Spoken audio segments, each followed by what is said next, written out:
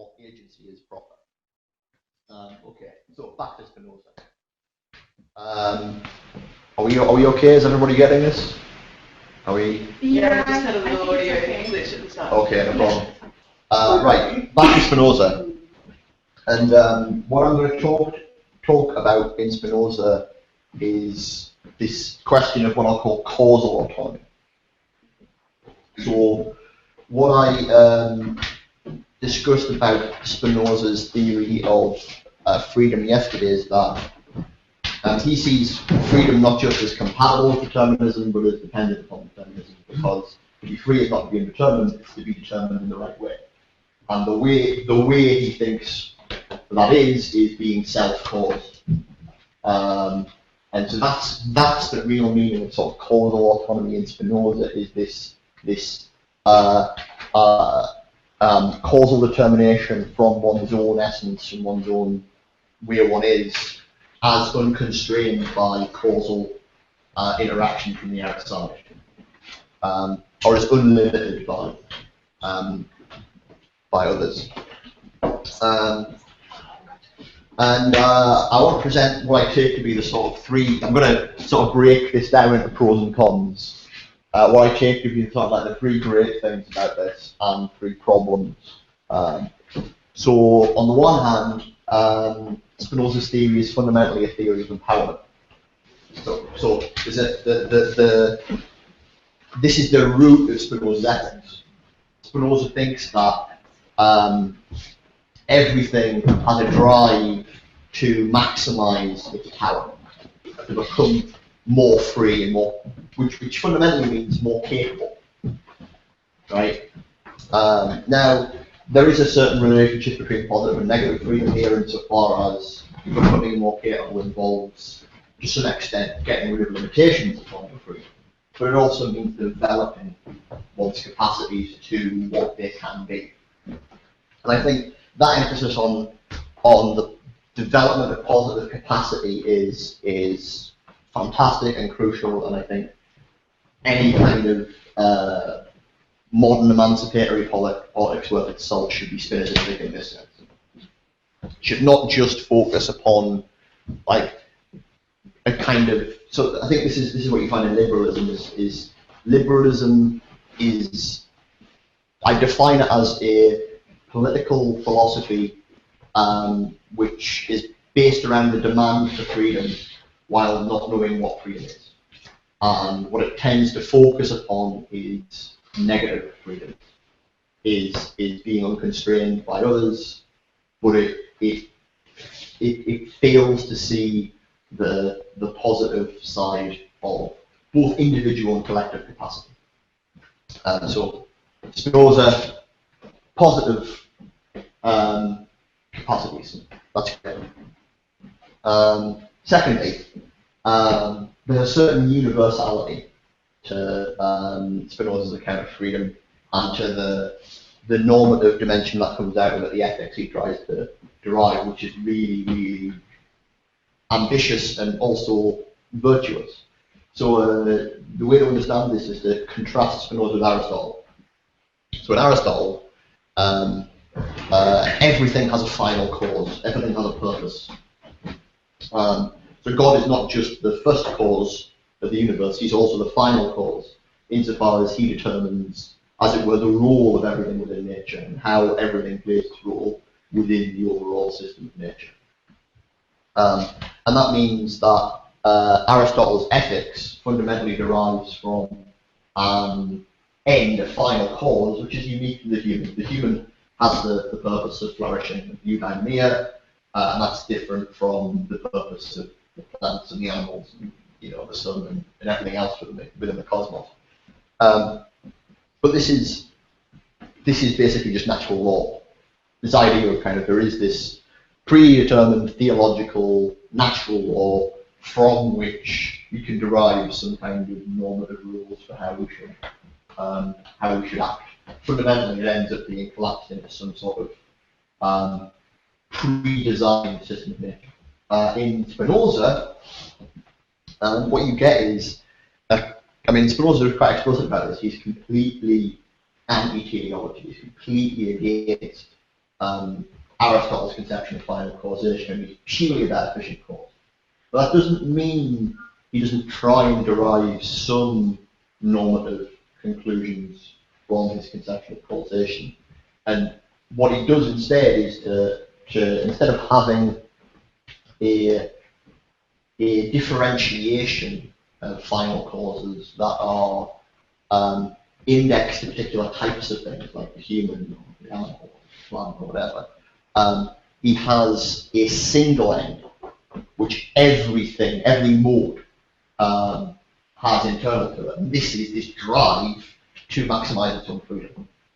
Khamis, this drive to be everything it can be. And I have some problems with this. I'll talk about them in a bit.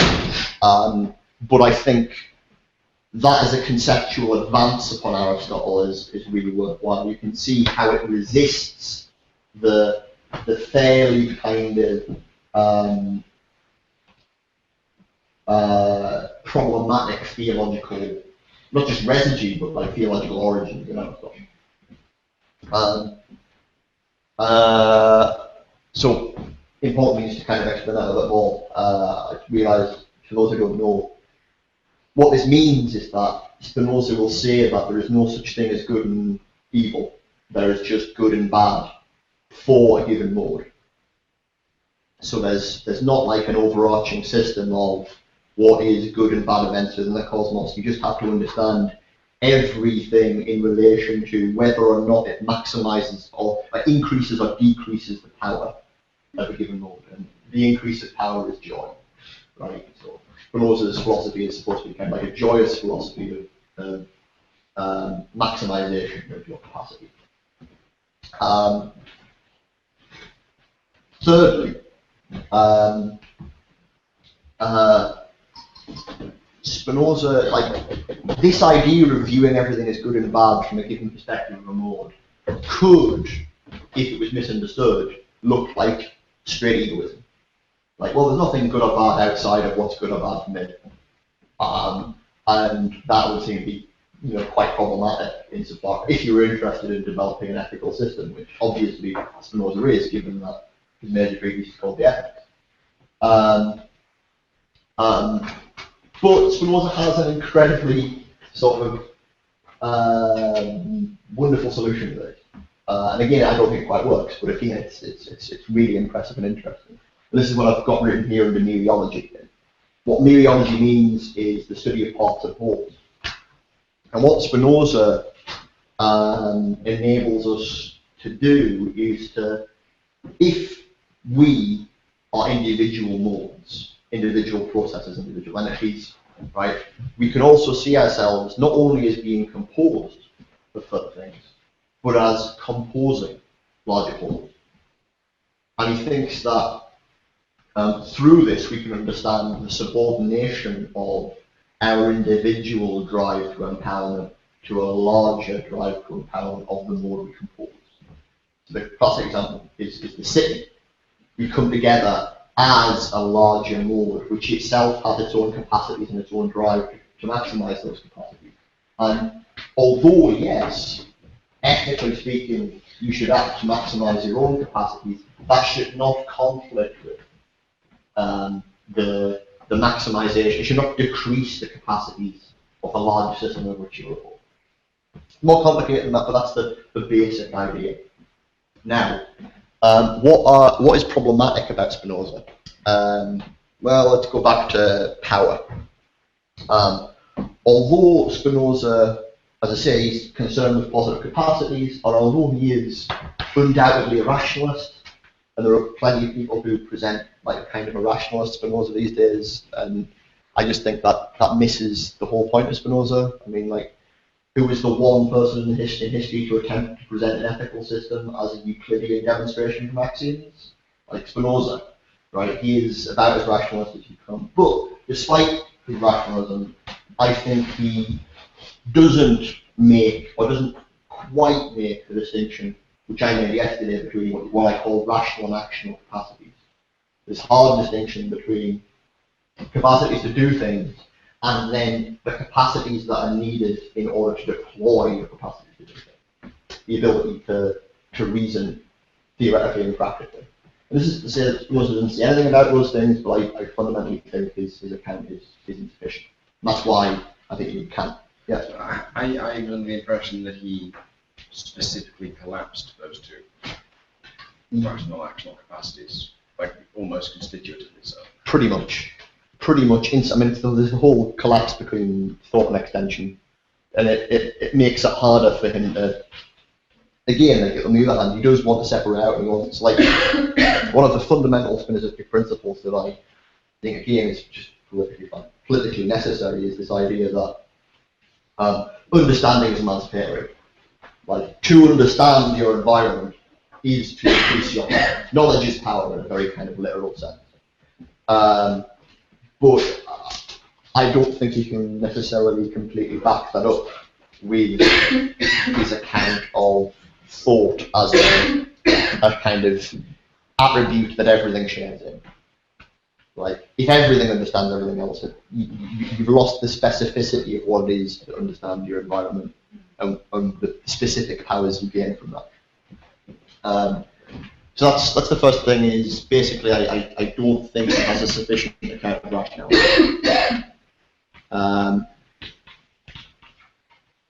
Secondly, although I applaud Spinoza's universality, I think he also aligns what I've called he also aligns the idea of qualitative freedom. Yesterday I talked about the distinction between qualitative freedom. You can talk about freedom as something that can be increased. We can increase our capacities, we can be more free, or we can be more free from. We can isolate ourselves more from systems of oppression that are attempting to constrain us. But there's a basic distinction between things that can be free and things that can't. Between things that are agents and things that are not. And Spinoza, bites the bullet hard and just says there is no such a distinction. There is just modes maximizing or capable of maximizing their freedom. And I think that this is untenable. We need to have a distinction between those things which can and those things which can't. Which is to say, those things that have rational capacities, distinctively rational capacities. We need an account of the quality of freedom. And the best way of demonstrating this is to lead straight into my third criticism, which is basically that Spinoza, although I think there's something very important to Spinoza's mereological account of the composition of modes and how that enables you to think about our sort of normative responsibilities to the systems we're part of. It's fundamentally indiscriminate. And the best way of understanding this is to realize that we don't just compose, we don't just neatly compose one set of systems. So, I'll put it this way: the perspective from which you're meant to just judge what is good or bad, like the perspective of which system you're supposed to be preserving and maximizing the power of, isn't clear cut in Spinoza. There aren't sufficient conditions to determine it. So, like, on the one hand, you could say, well, I'm supposed to be preserving my bodily integrity, right? But what about my intellectual legacy? Right? Am I supposed to preserve my bodily integrity at the expense of my intellectual legacy? Or what about my gene line? Maybe I'm supposed to be preserving my genetic legacy, like by protecting my children, as opposed to, because I'm part of a larger system of, a population. So maybe I'm supposed to be, maybe it's not even that. Maybe I'm supposed to be protecting my species over and above my own given intellectual or genetic contribution. But then, how does that relate to our political or social structures which I'm part of? There are biological and sociological systems that I'm part of. And what's worse is, not just that these things kind of pull apart and go transversely, but also there's no upper limit. Like, maybe I'm supposed to be maximizing the power of the the global biosphere. Maybe it's the solar system, right? I'm part of the solar system. Everybody's part of the solar system. Maybe the solar system is the thing we're supposed to be acting as a single agent. Basically, the point is, unless you have this qualitative distinction between things that can be agents and things that can't be, Spinoza's mereological insight is just insufficient. It's indeterminate. It doesn't tell you which perspective you're supposed to be judging from, because it doesn't actually give you an account of what it is to have a practical perspective upon action. Is everybody roughly happy with that as a sort of critique of Spinoza? Because the thing that comes out of it is that if causal autonomy is self-causation, right? To understand this properly, right, we actually need a substantive account of the self. Like, you can't just say, well, that's a self and that's a self and that's a self, and every mode is a self. We need some account of what it is to be a self that is self-determining. Not everything is self-determining in the full-blooded sense. So, Spinoza on causal autonomy, good, but not quite there. Back to Kant, because everything goes back to Kant, always, even when you least expect it.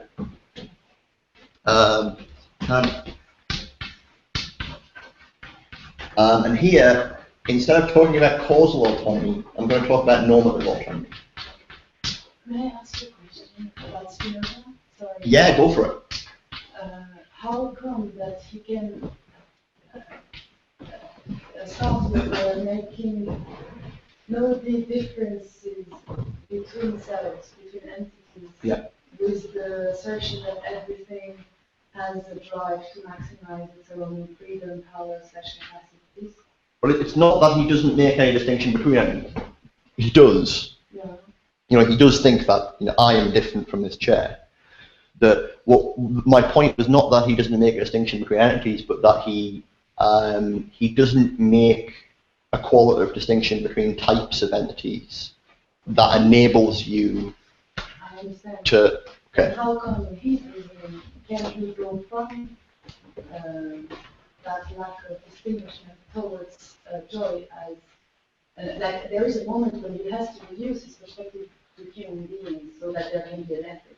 Well, rather, he thinks that he thinks that he doesn't see the problem I present. So he thinks it's kind of like it's trivial to just talk about, well, obviously, when I'm talking about the perspective from which something is good or bad, I'm just talking about the human perspective, and we all know what that is, right? And actually, when you dig into that, you find out it's a lot more complicated. But you can understand how Spinoza. Towards the tree, no? So that's what he calls power. Yeah. So for him, the tree has freedom in an important sense. Everything has freedom in Spinoza because everything has capacity. But I love Spinoza. He's fantastic. I think he took something for granted that you can't take for granted. Right. So Kant, normative autonomy, and I realised that using the word normative can occasionally have pitfalls. So I'll just very quickly say what this doesn't mean. Unfortunately, the word normative shares in English a kind of root with the word normal. And so sometimes the word normative gets used to have connotations of normalization, as in, say, like heteronormativity.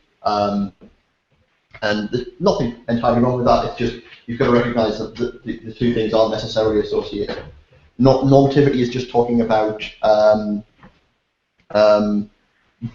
anything that makes a distinction between correct and incorrect, or the way something should be or something shouldn't be. And the way something should be isn't necessarily the way it normally is. So a good example of that is so I was talking about biological functions yesterday. So we can talk about the biological function of Amy's heart to pump blood around the body, and actually that's a case where the function corresponds with statistically what the heart tends to do. But you might want to talk about the biological function of a sperm, right? And generally we think of the biological function of the sperm as its purpose is to, in some sense, impregnate the ovum and, you know, cause, you know, conception, right?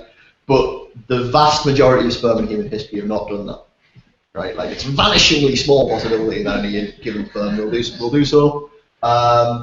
And so you can see how normal behavior and normative behavior are not necessarily the same thing. So when I'm talking about normative autonomy, I'm talking about normativity in this sort of abstract, how should things be articulated. Right. Now there's a crucial idea sort of from Kant with regard to the idea of autonomy. Basically, for Kant, to be autonomous, normatively speaking, is to have authority over what commitments you have. So what you are normatively bound by. There's nothing that you should do or should think necessarily, right? But you do not have some kind of say over whether you should think it or do it. And this is kind of like a sort of fundamental kind of Enlightenment ideal. This idea that it's not, you go back to Aristotle, it's not some kind of like natural law that we're somehow necessarily bound by. Rather, we bind ourselves to the systems of laws and norms that make human life as complicated and sociologically interesting as it is. And there's I think Brandon does the best job of articulating this in terms of what he calls the distinction between force and content. So the idea is what I have authority over in a you know, sort of, you know, if I make a promise to you, I say, look, you know, by next year I will climb Everest, right? You can guarantee I'm gonna climb Everest next year. I made a promise to you, right? What I have authority over is the force of my commitment, the fact that it binds me, that it is binding upon me, right?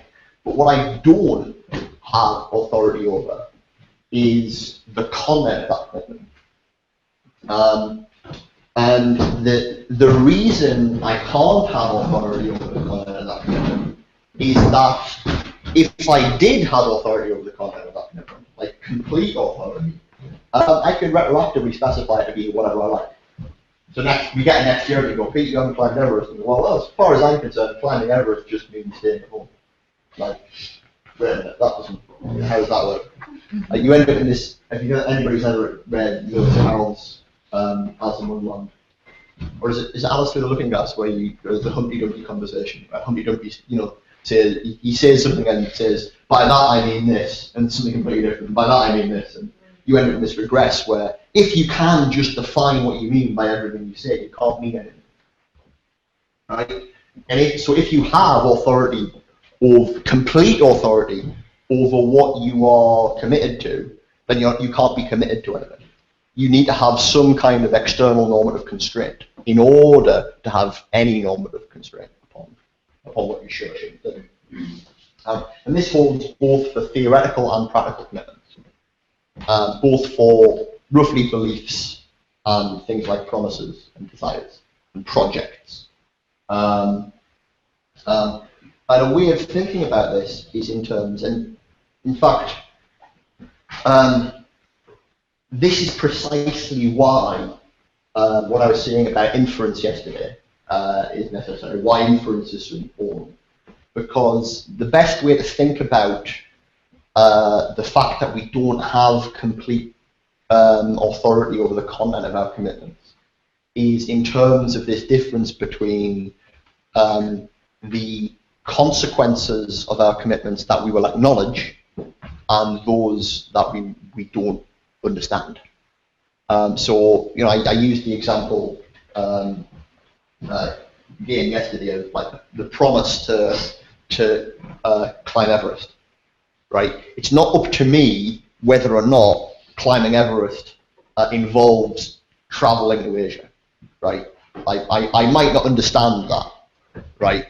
But I've committed myself to it, right? And other people are entirely justified in holding me to that commitment, even though I didn't understand the consequences of it.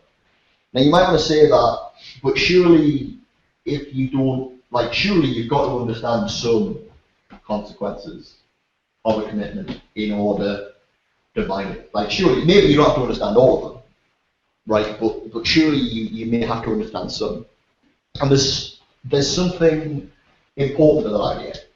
The idea that you can't just, I can't just kind of like sit down and you go, aha, you've sat in the murder chair.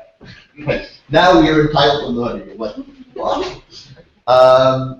Totally legal, everything's fine. Like, wait a minute, I didn't understand that was a murder chair.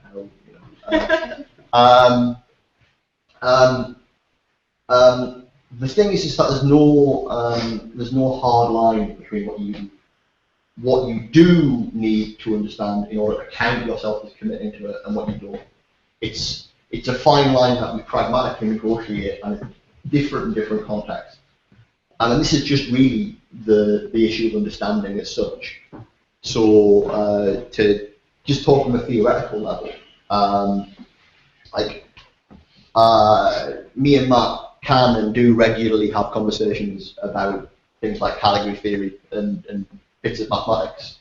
And our conversations are kind of okay. They're at a level where we can sort of talk about certain abstract concepts and whatnot. But if we went to a category theory conference, we'd be completely out of our depth. Like, there'd be the mathematicians who were there would be perfectly entitled to say, look, you just don't understand what you're talking about. Like, we could make kind of interesting claims and go, look, I'm not going to ask you to justify those claims because I don't think you even understand them well enough to justify them. In different contexts, different levels of understanding can be required in order to justify taking people as being committed.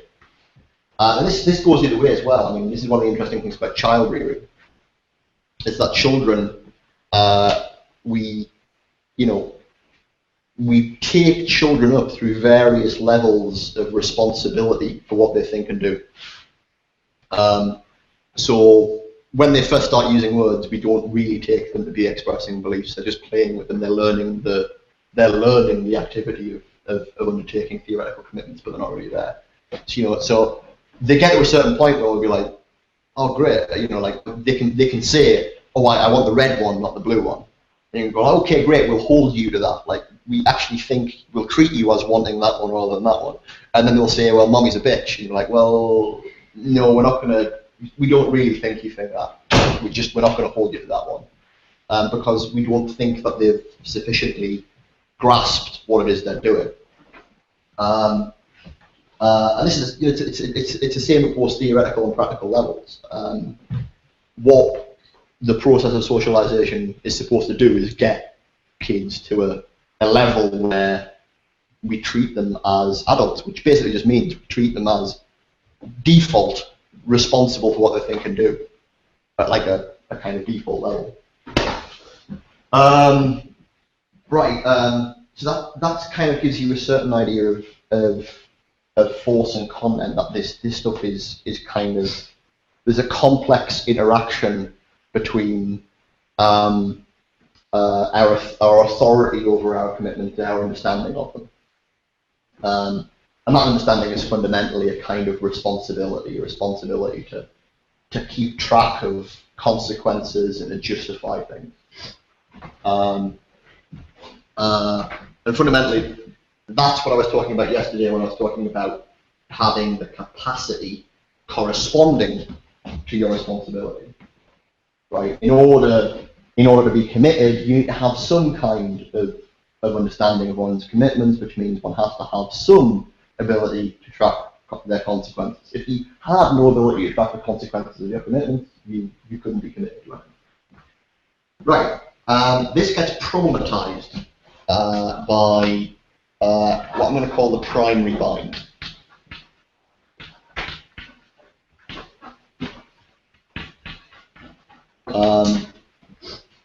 And this is to say,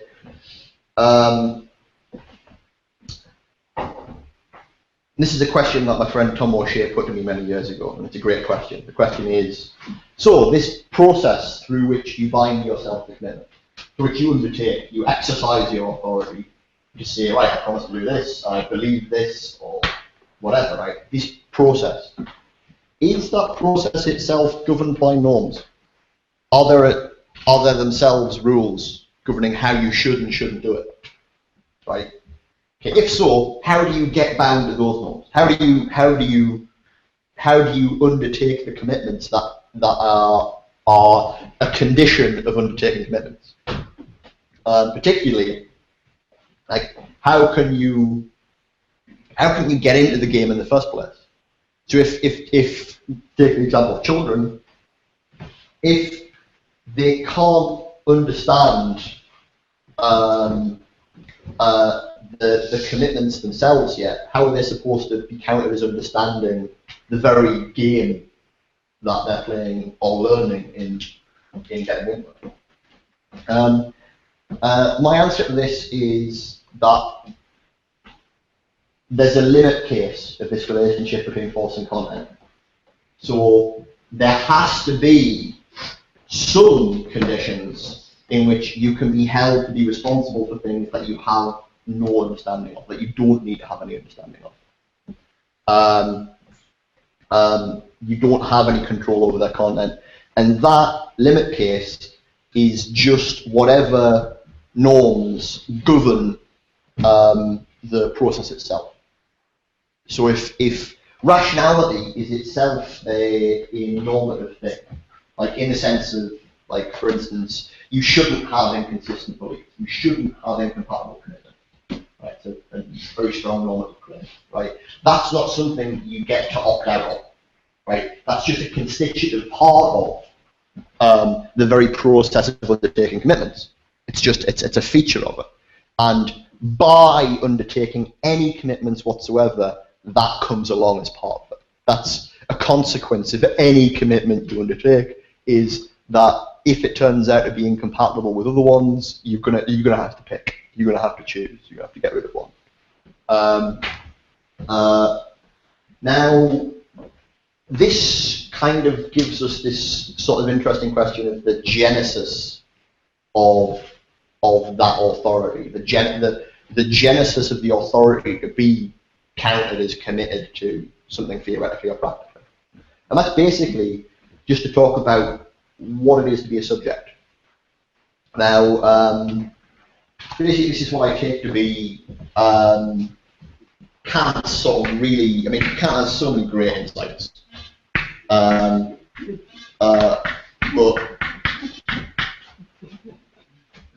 this is the people. Okay. Oh, someone's fallen.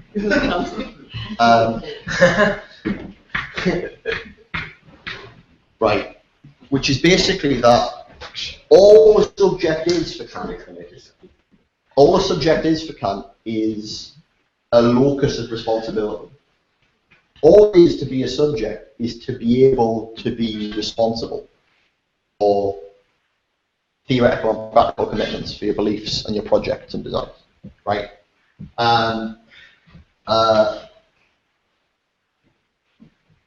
Now, this is something I'd hoped to talk about yesterday, but haven't really been able to. Traditionally in philosophy, people think about personal identity in a way that I think is back to front. So traditionally, people treat the question of personal identity as often a metaphysical issue. Like, what are people? What are selves? Right? And what is it for them to remain the same across time?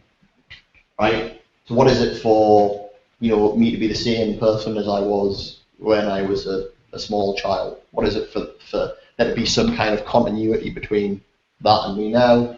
And then, on the basis of answering that metaphysical question, they think you can use that to answer normative questions, like, well, am I now responsible for the actions of that stupid child that I was? Like, if I did something that was really kind of like accidentally, knocked something over that cascaded and caused some horrible calamity. Right? Am I now responsible for that? I think that's back and front because with Kant, I think what it is to be a subject is precisely to be responsible. But all it is for me to be the same subject as that kid is to be held responsible in some important sense. And I think that what this reveals is that the individuation of subjects or selves, and I will differentiate between the term subject and self eventually, but what it means to individuate these things is to have some criteria for differentiating not just responsibilities in the sense of commitments, right? Not just working out who is committed to what and what the content of those commitments are, but working out what can be committed, like actually individuating us as a network into people who can be held responsible for those commitments. They're two sides of the same kind of social normative structure, differentiating the subjects and differentiating the commitments. And I think this is something that I was hoping I'd be able to talk about yesterday, maybe we'll get to it later, is I'm committed to the idea that there's no one way to do that. This isn't to say there are bad ways of doing it. As I've said already, I don't think this chair is an agent, and so I don't think we could we could try and treat it as a subject, but it wouldn't fly. Right? It doesn't have the capacities necessary to be counted as a subject. It doesn't have the ability to track its responsibilities. Right? But when it comes to all the 7 billion systems that we're aware of on the planet that can track their responsibilities, that change and develop over time, whose beliefs and commitments change over time, as well as their bodies, where we draw the line between when they're identical with one another or not is a matter of convention. It's a stable, it's a very stable convention, but it's a convention. And the question, then a child is not a subject. It cannot be like a 6 months old, or like somebody who's psychotic or psychopath is not. I think there's. What is it? Well, no, I think there's. I think there's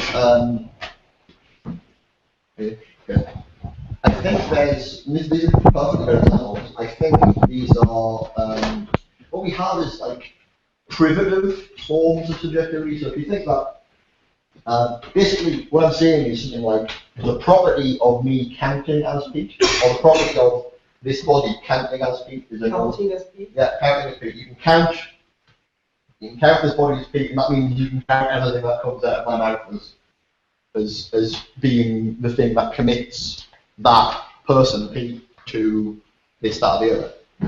In keeping track of Pete's responsibilities, you can listen to what's coming out of my mouth, right? I think there are privative forms of that kind of status.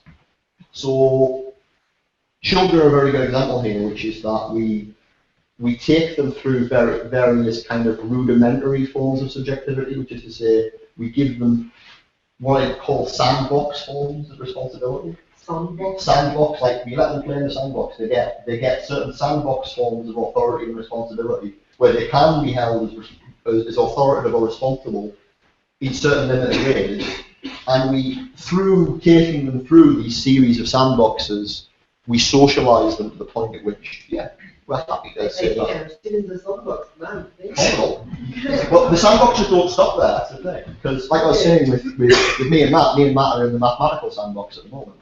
We're playing around with mathematical concepts. Big diggers. Yeah, big diggers. Playing around with mathematical concepts, and mathematicians will come around with, isn't that sweet?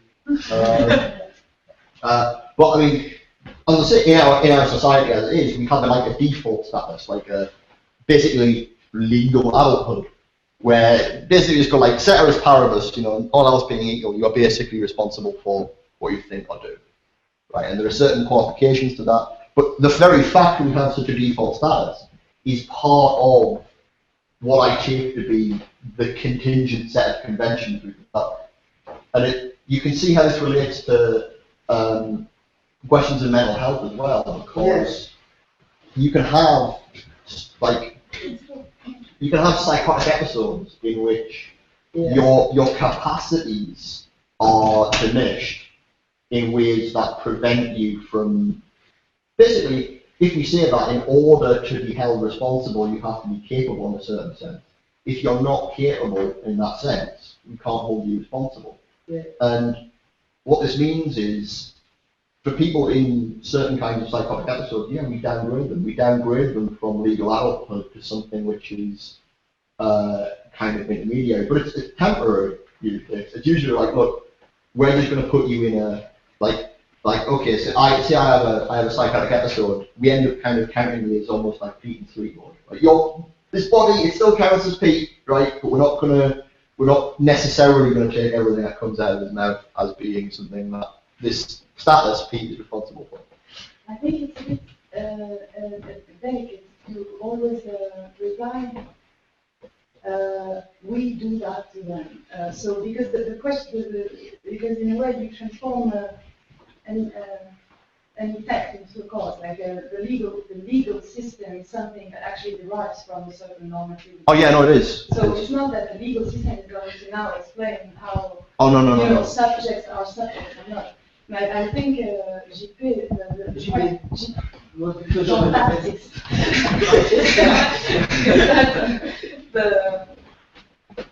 you can, if we call a subject something that is comprehended in rational agents, but not the other way around, meaning that all subjects, we can say that all subjects are rational agents, but not all rational agents are subjects.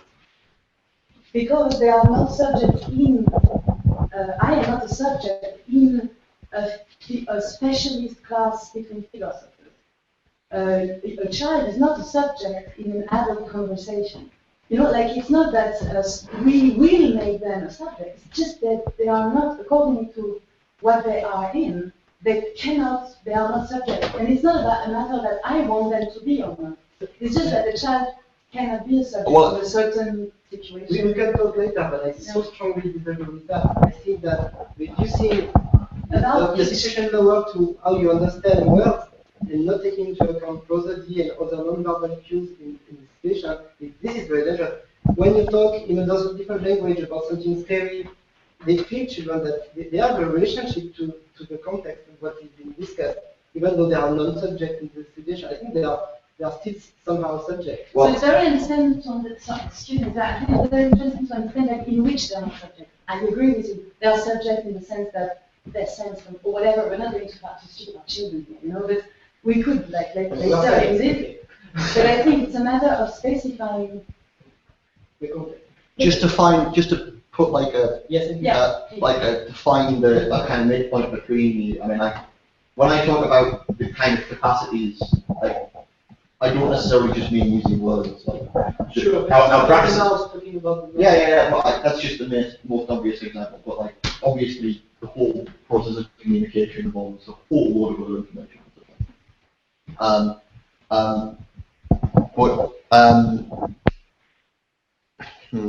You're right to say that it's about counting as a subject in a certain context. What I just like to say is that what that means is, here's a better way of thinking about it. If you think the context, and this is very, very Wittgensteinian, right? You think the context is a game, like a language. The game? Yeah. The status of being the subject in that game is being a player, right? And there are certain, when we play games, some people are players and some people aren't. Some people can't count as players because they don't have you can't just run on the football pitch and start kicking the football when there's a match between England and Germany or whoever it is. Although not playing is playing. Or not playing, then it's not playing. I mean, yeah. You rather just there are a whole variety of possible games, and you can understand that in a lot of these we differentiate between players and non-players. And what I'm sort of saying is that you know, I'm talking about rationality as a kind of game of giving and asking for reasons. And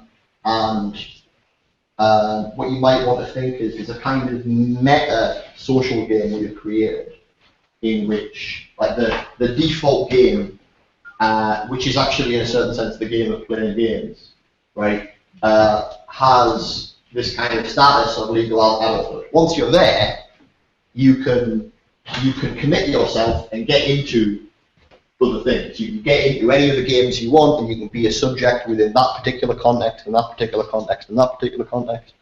But until you have that kind of permission, that like universal or generalized subjecthood, you can't get into all of these more interesting social practices. And so the process of socialization really with children is generally getting them to that point where they can then go off and do what they want within social context.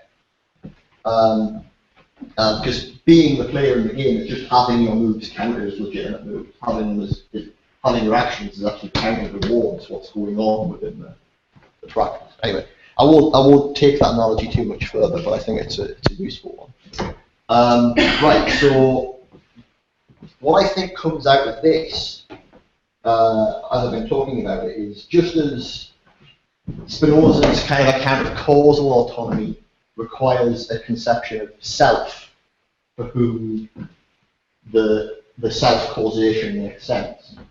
Autonomy as normative authority requires an account of subjectivation and selfhood. It requires an account of how things, systems become subjects and become particular subjects. And I've kind of, again, I've just kind of equated subjecthood and selfhood, and I'm going to complicate that in a bit, but it's important to understand this question of the relationship between causal autonomy on the one hand and normative autonomy on the other. But it's definitely got something to do with subjects and self, right? Okay, now we get to desire. And this is still Kant here.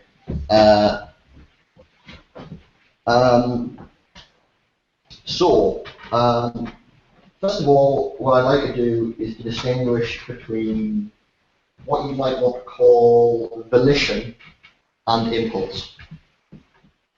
So, just as I distinguish between actions and events, right? Some things are merely actions, some things just happen, and some things are actually events or actions that people can be held responsible for. There's a distinction between volition, which is understood as kind of the impulse to action, that which motivates you to like, you know. So I described that Salesian schema of like perception, inference, action. Volition is what results in action, right? You can also talk about impulse as being whatever motivates you to behaviour that isn't necessarily bound up within that rational system which makes that behaviour action. That's a little bit of a heavy distinction, but the reason I wanted to make a distinction is so I can make a distinction between desire and drive. So drive is a concept, you know, in psychoanalysis, but also goes through Nietzsche and whatnot, that people tend to be a lot more familiar with. We have certain drives, you know, towards, you know, hunger, sexual fulfillment, various different things. And the thing about drives is what they do is they produce impulses. The drives aren't the like single thing which makes you go and have a snack now, right? Or like go to bed with someone. Like drives are the continuing and ongoing sort of causal underpinnings of your impulses. They're the things that continue to produce impulses that are potentially conflicting, right? So you can have, you know, you can genuinely be torn between having a sandwich or going to have sex. You know, your drives can be at odds.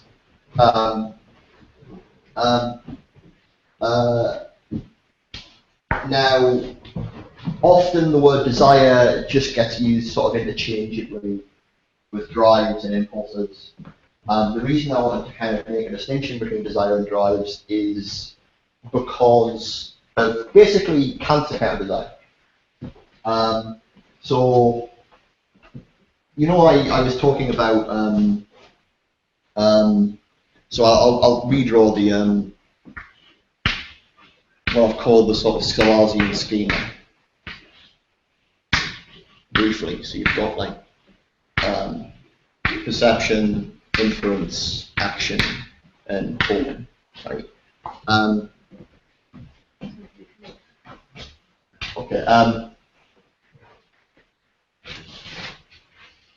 When I talked about this yesterday, I kind of simplified this a lot by just talking about sentences, by just saying, like, well, perception is just going from some kind of sensory input in the world to having some kind of sentence, and then action is just having some kind of sentence to go into some kind of, you know, behavioural outcome.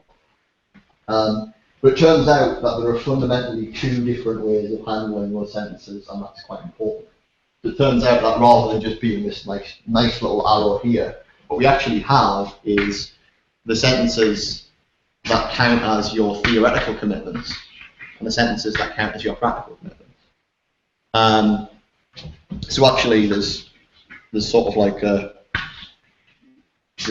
in order to get the action bit, there's got to actually be a transition between theoretical and practical commitment. So you have to look outside and go, right, it's raining, and then go, right, I should take an umbrella. I should take an umbrella as a kind of indicating a practical commitment, or I shall take an umbrella, rather than, you know, announcing to yourself what you're going to do.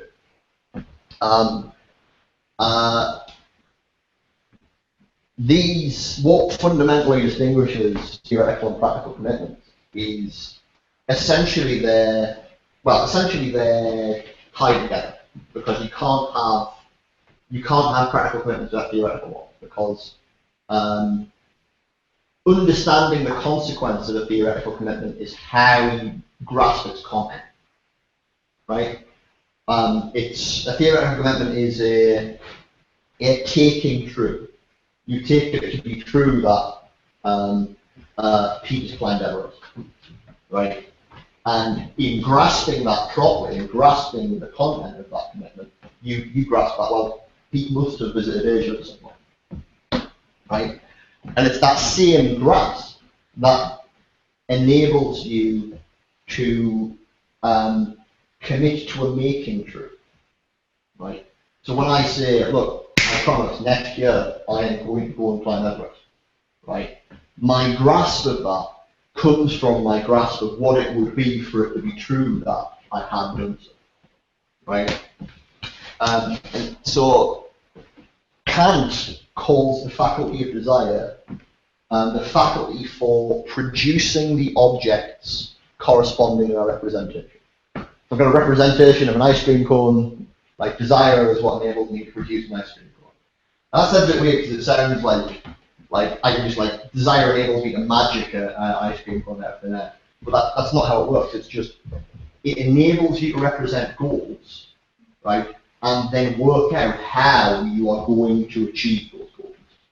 It's the faculty of the faculty underlying practical reasoning.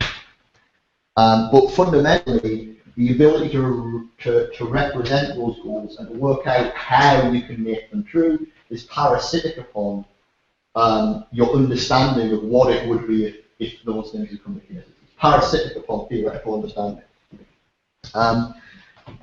Now, this relates to what I was talking yesterday. What I was talking about yesterday in terms of general intelligence is that we can talk about animals as having drives, and we can talk about these drives as being representational, if you want. We can talk about them as the animal as in some sense representing a goal state that it then tries to achieve. But for the reasons I gave yesterday, this isn't a general representation. the systems their drives have can only represent certain sorts of states. There's only certain limited kinds of goals they can have. And also importantly, only certain kinds of limited ways they can go about achieving those goals. There's only a small parochial set of problems they've adapted to deal with and adapted to achieve it. What rational capacities, the ability to track inferences and engage in full-blown theoretical reasoning enables us to do, is to arbitrarily represent ways the world could be, and thereby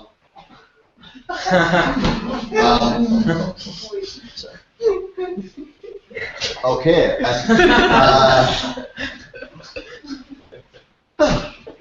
and thereby arbitrarily represent ways we would like the world to be.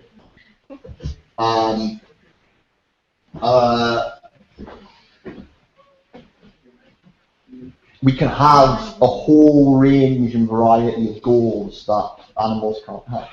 But nevertheless, we do have drives, right? We do share drives with animals, right? So we share, just as we share what you might want to think of as parochial representational mechanisms on the sensory side. Most of our sensory machinery is, pretty much the same as a whole bunch of mammals, and in many cases worse.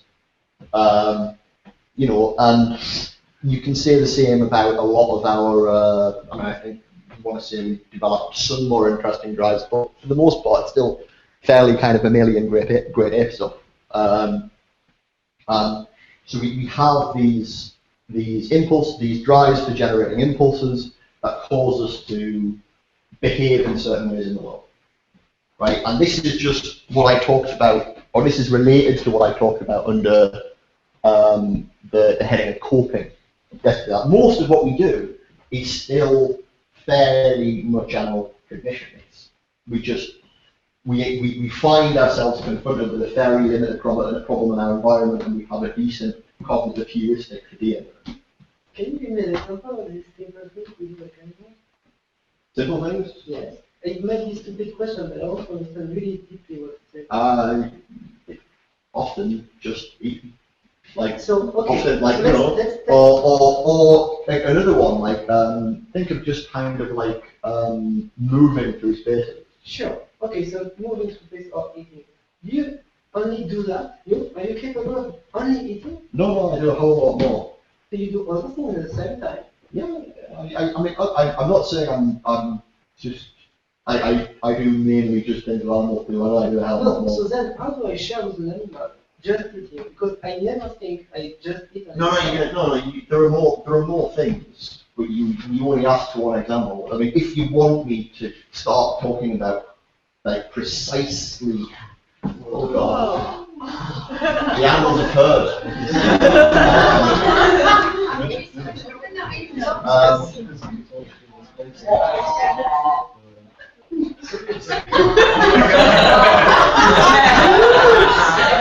What seems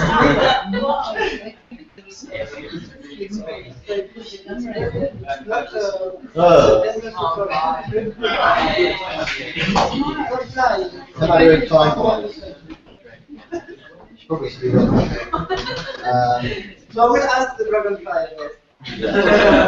But no, my point is that I always do something at the same time. So I cannot imagine myself being like an animal. I mean, many artists try to be like animals. Oh, there's people that try to be like animals. It's difficult. Oh yeah, no. But this is the thing, is like, when I talk about drives, right, I mean, like, drives aren't serial, they're parallel.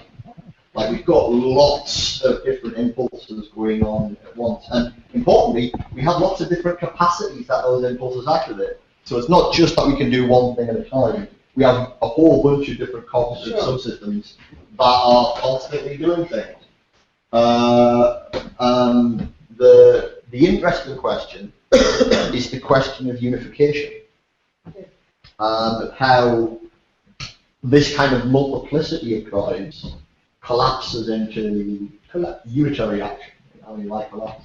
Integration? Integration, yeah. So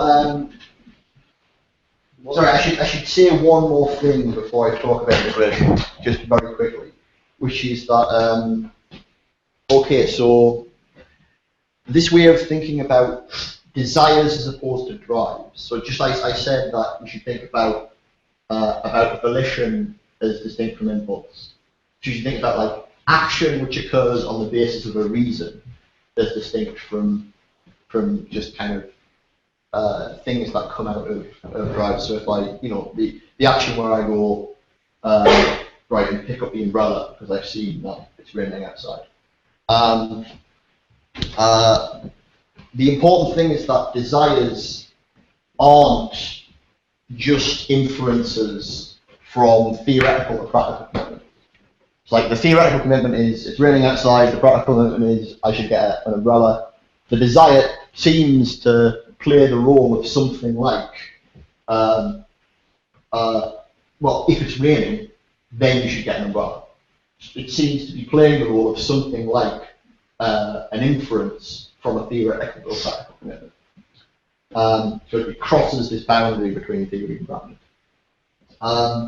But actually it's a little bit more complicated than that. It's rather an inference schema. A desire is something which will actually motivate a whole bunch of inferences like that. So the desire is something more like I don't want to get wet, right? And that desire won't just make me like get an umbrella when there aren't any, you know, when it's raining outside. It might prevent me from going outside if I don't have an umbrella, right? It'll make me draw a whole bunch of other practical practical consequences in different contexts depending on different bits of information. And so an interesting way of looking at desires and also preferences, right? Because preferences are a particular kind of inferential schema. Preferences make you rank or work out relations between different outcomes and choose one kind of outcome over another.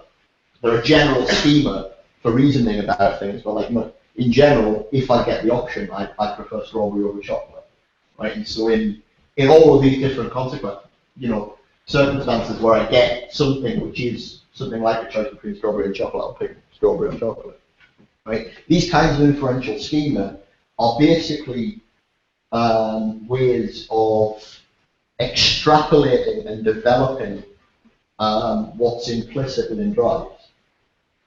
So it might be that, like, I might start off as a child, I just really like strawberries, right? And that's just something that's kind of like implicit in my palate, right? When you give me strawberry sensations, I really like it, and I'm kind of driven to get more strawberry sensations.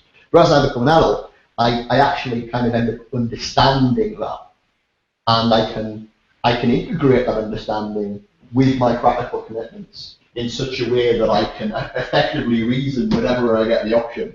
Like, and moreover, I can not just reason whenever I get the option. I can go out of my way to get strawberries. I can do like really elaborate things to ensure that I'm going to get strawberry flavored things rather than chocolate flavored things. So there's an important sense in which desires as these kind of like general representations of what we want, a kind of extrapolations and developments of like existing parochial motivational systems. Right. And what's important about that extrapolation and development is two things really. One is integration, because we can have inconsistent desires, right? Just as we can have conflicting drives, right? We can have inconsistent desires. And in fact, if we have become aware of our drives insofar that we've developed them into kind of more full-blooded general desires, general representations of what we want, right?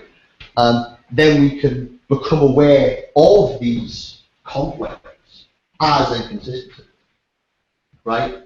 And just as in integrating our theoretical commitments Sorry. The insects are attacking. Yeah. Integrating our theoretical commitments into a global picture of the world. Sorry. Integrating our theoretical commitments into a global picture of the world, like a representation of the world as a whole, involves not just working out the consequences of what we believe, but finding inconsistencies in those consequences and revising them. It involves like revising our picture of the world, actually.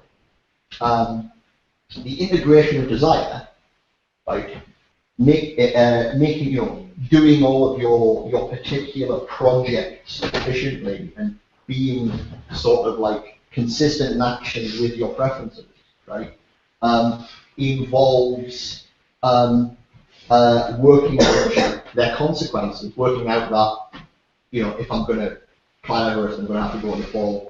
I'm working out that if I'm going to have to go in the fall, then I'm not going to be able to stay within the country next year. I'm not going to be able to not leave the country. I'm going to have to go somewhere.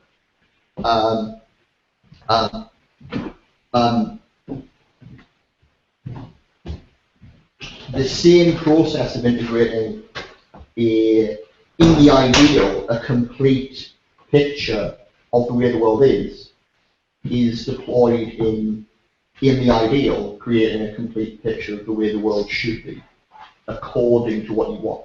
It's like a Weltanschauung. Yeah. Yeah, you have this the same representational mechanisms that enable you to understand a particular commitment, enable you a particular theoretical commitment, enable you to undertake corresponding practical commitment, right? The same mechanisms that enable you to have a consistent and complete picture of the world in the ideal are what enable you to have a complete and consistent picture of how you would like to change the world, or how you would like the world to change. Right.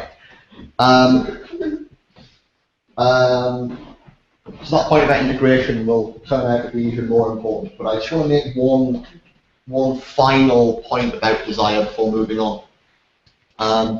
And that's one of the interesting things about the difference between desire and drive is that drives are satiated by inputs. So like it's a drive motivates you to get a particular kind of sensory input that confirms it. Whereas so that's what they're directed at. And they're directed at that via something in the world that gets that sensation. But as many experiments have shown, you can like short circuit that by, for instance, putting a wire at the pleasure center of the brain and just showing someone they can push the button, rather than having to get the other things that the drives originally evolved to stimulate that. You can just stimulate it directly. Desire normatively, or sort of intrinsically in itself, because it is generally representational, aims at the thing itself in the world. Right? When I desire, strawberry ice cream, I don't necessarily, I should say, want the experience of strawberry ice cream. I don't necessarily want I want something which will make me think I have eaten strawberry ice cream. So I wouldn't necessarily be happy for someone to implant the memory in my brain directly that I've eaten strawberry ice cream. What I wanted was to actually have done it. And that's makes more sense with the Everest example, where like climbing Everest would be a great personal achievement. And what I want is the actual achievement itself. I don't want to have been convinced. I don't even want everybody else to be convinced that I've climbed Everest. I want to have actually done it. And what's interesting about this is that this means that desire, as opposed to drive, points beyond death in a really important sense. Like in desire, I can want things that I can never, in principle, experience. Right? I can want, my descendants to live, happy and joyous lives and invent wonderful things and create artificial general intelligence or whatever. I can want things that I will never ever be able to confirm. So my drives will never have the sense of the input that will satiate, even if reality might satisfy my desires. But it's interesting because it means that this gives this is interesting from the perspective of thinking about death and our responsibility for the dead. Because if someone has a wish which can only be satisfied after their death, or a desire that can only be satisfied after their death, simply convincing them up until their deathbed point, we're definitely going to bury you in the cemetery that you've always wanted to be buried in next to your wife, and then they croak and you just cremate them, and that's fine. That isn't fulfilling their desire. Fulfilling their desire is doing the actual thing. And this is interesting insofar as it relates to the idea of desires that go against the drive for survival. So the desire can exist after you exist. I think so. But the drive cannot. The The drive drive for strawberry when you're dead. Yeah. Dead. The But drive your is dead. desire to continue to be remembered as a strawberry lover. Exactly. Because the desire is actually, in a certain important sense, normative. As a kind of practical commitment, right? It's something that can be retained and counted afterwards. This is interesting actually, because when I talked about subjects earlier, this kind of drives a wedge between the body and the subject, not conceived as some kind of Cartesian metaphysical substance that's independent, but just as a kind of normative status. We can say look, this body counts as this person, but the counting as that person can actually persist after the body. And the very simple example of this is Kant. Kant retains all of his theoretical and practical commitments. He still thinks all these things in a certain sense, right? It's just that he can't tell us, he can't enact any of this. But I can stand in and talk for Kant, right? Because we keep track of. It's similarly, we can talk about Martin Luther King. Martin Luther King's dream, and we can say well, we should have fidelity to that dream, for instance, right? The dream still exists, even if the body is When gone. you say Kant as subject is not dead. Kant subject still exists in the way. Kant as a subject still exists. In a very, it sounds kind of mystical, but I mean it in a very kind of in a very computational way. In the collective memory, we still store, we still track what he was committed to. We still have the representation of that subject on file. Yes, it's far beyond us, but it still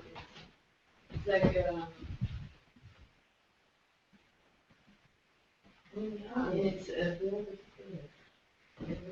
It's nothing leaves the world. So. Well, some things can leave the world. We try and remember, and we try and keep certain. No, it can be our memory. Yeah. You cannot leave the world. Well. So it's what you're saying. I'm just saying it's just even a large way. Yeah. Presumably, desires can also point towards the past, right? I mean, not to the intrinsipal and experienceable, but the intrinsipal closed. You could desire the past to have been different. Yes, I think you can. It's the question of how that works in terms of practical reasoning is another matter. I mean, you sort of get into the Benjaminian territory of if a certain group is victorious, not even the dead will be safe. Yeah. But I'm just Yeah, no. There is something like that. But I'd like to kind of move on to it. Okay. But I was interested in insofar as I think. So, for instance, I'm very much of the opinion. This is just one of my kind of more sort of ethical positions. I'm very much of the opinion that people should be allowed to end their own lives. And that's because I think that their lives are what you might call personal lives, not biological lives, right? Like your life is a a series of projects and things you want and desire and have identified with, and you should be allowed control over that, even until its end, right? So, like, Mozart is allowed to decide where he wants his symphony to end, and I think anybody should be entitled to that, because fundamentally the biological drive to remain alive is just kind of subordinate to this. Isn't that like a very, very extreme form of intellectual property, though? Yeah. Well, all property is intellectual property at the end of the day, in a certain sense. But He means exercising. Huh? He means exercising the intellect. As in, like deciding how much control you have over if everything is intellectual property, and you're saying that the person has outright control over everything that has to do with it. well, not necessarily. I mean, this comes back to the whole forced content thing. Is there's always going to be a boundary. Like you're not going to have control over how people choose to remember you. Like Kant may have wanted to have been thought of differently than he has been thought of. But I just think that so I'm interested ethically in cases where people give their lives for things. That's something else. It is something else. That's something else. Mozart and you are stealing from all the files that are in the air. So just because Mozart signed some notes as Mozart is very far-fetched for me to say that it's his, like you would sign it, let alone that he would be able to exercise it just by the fact that he said it's mine. I'm not. It's never his. No, I'm not saying. Okay, I mean, this is why the property analogy breaks It's down. common property. Yeah, no, the property analogy breaks down because property is a particular way of handling sort of responsibilities around these things. And so when it comes to things like who should be allowed to play Mozart symphonies, well, anybody, I don't think there's any good reason to say. But when it comes to what Mozart did in his life, rather than how it is necessarily received, I think he had every right to decide to end his symphony where he wanted to. And I think that there's an important sense in which his life was an artistic product, like his symphonies. That he had a right to make as he wanted, within certain constraints, insofar as, like, if I want to be the greatest mass murderer in history, you should probably stop me. Now this is stuff we're going to kind of get further into, because now... What about something like Kafka, where he wanted the books to be burned? Like, it's a good potential counter-example there. But anyway, like, just to kind of like cut that off so we can move on a bit, the point is just that what desire as a form of general representation of how the world should be gives us is precisely the possibility of having these questions about things that proceed after death. How our desires and how our commitments and projects relate to things beyond their death, and how equally we should relate to people and their desires now that they're dead.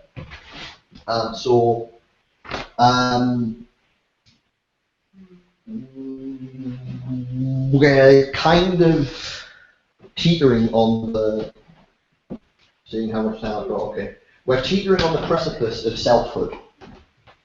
So when I was talking about Mozart's life as like a symphony, we're very much talking about his personal life as a an expression of him, whatever him is, Or her. or her. Sorry. Yeah. We're talking about the movie. Yeah. Okay. Oh, excellent. Maybe we'll get on that. Now, what I've said is that desire requires this sort of process of integration. It requires something which is capable of providing like a formal unity, which enables it to be consistent and produce single action. Here's a problem for that, which is one way of providing that formal unity would be to stipulate a desire in advance that was paramount and completely above everything else. Right? So to say, like, if someone kind of performed experimental neurosurgery on me, right, and managed to instill within me like a desire above all else to, I don't know, bring down the United States government, let's put it that way, right? That single desire would play a formal unifying function within everything else, because any impulses that conflict with it, I'm going to have to just kind of ignore. I'm just going to have to filter out those impulses. Any other preferences I've got, like if it turns out I can never eat strawberry ice cream again, right, that's it, strawberry ice cream is gone. Like absolutely everything is subordinated to that kind of fanatical desire that has been instantiated.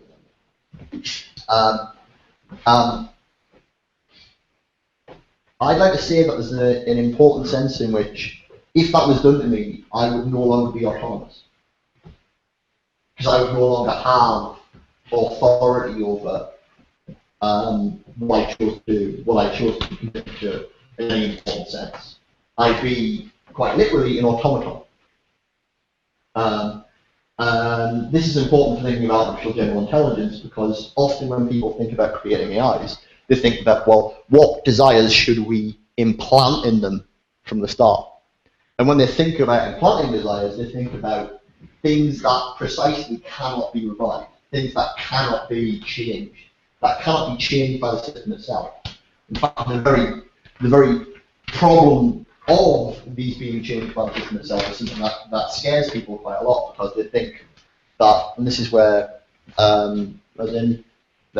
this is what Stephen Ohamahundro's stuff is about, because he worries that, you know, basically he thinks that if you give an artificial intelligence which can self-improve, any like little basic desire, like the example I gave outside was, you know, maximizing the number of smiles on the planet, it will end up kind of ultimately creating this most horrific regime possible in order to just kind of like produce as many human smiles, like, you know, severed heads independent of bodies and Richter's grins, like tiled all over the planet, because that maximizes that particular drive.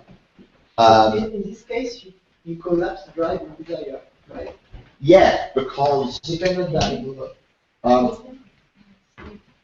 well, the reason for this is that Ohamahundro and people like that tend to talk in terms of drives. And I'm going to kind of go with them in talking about what they're talking about as drives, because I think that what they're not talking about is full-blooded desire in the way I'm going to be outlining. Because this is where we should go. Okay. Yeah. I understand. Because basically, what I want to say is that although an autonomous agent, right, needs to have some kind of their practical commitments require some kind of formal unity that enable you to sort of systematically unify them and work out what action comes out of it, right? How you're going to act to change the world, right? That unity has to allow for substantive revision. Whatever it is, that's the kind of fundamental project underlining your whole practical edifice, needs to allow some substantive revision, or else you won't have autonomy. And in an interesting sense, this does kind of connect to Spinoza on causal autonomy insofar as what could be more of an external constraint than having one's desires specified for one.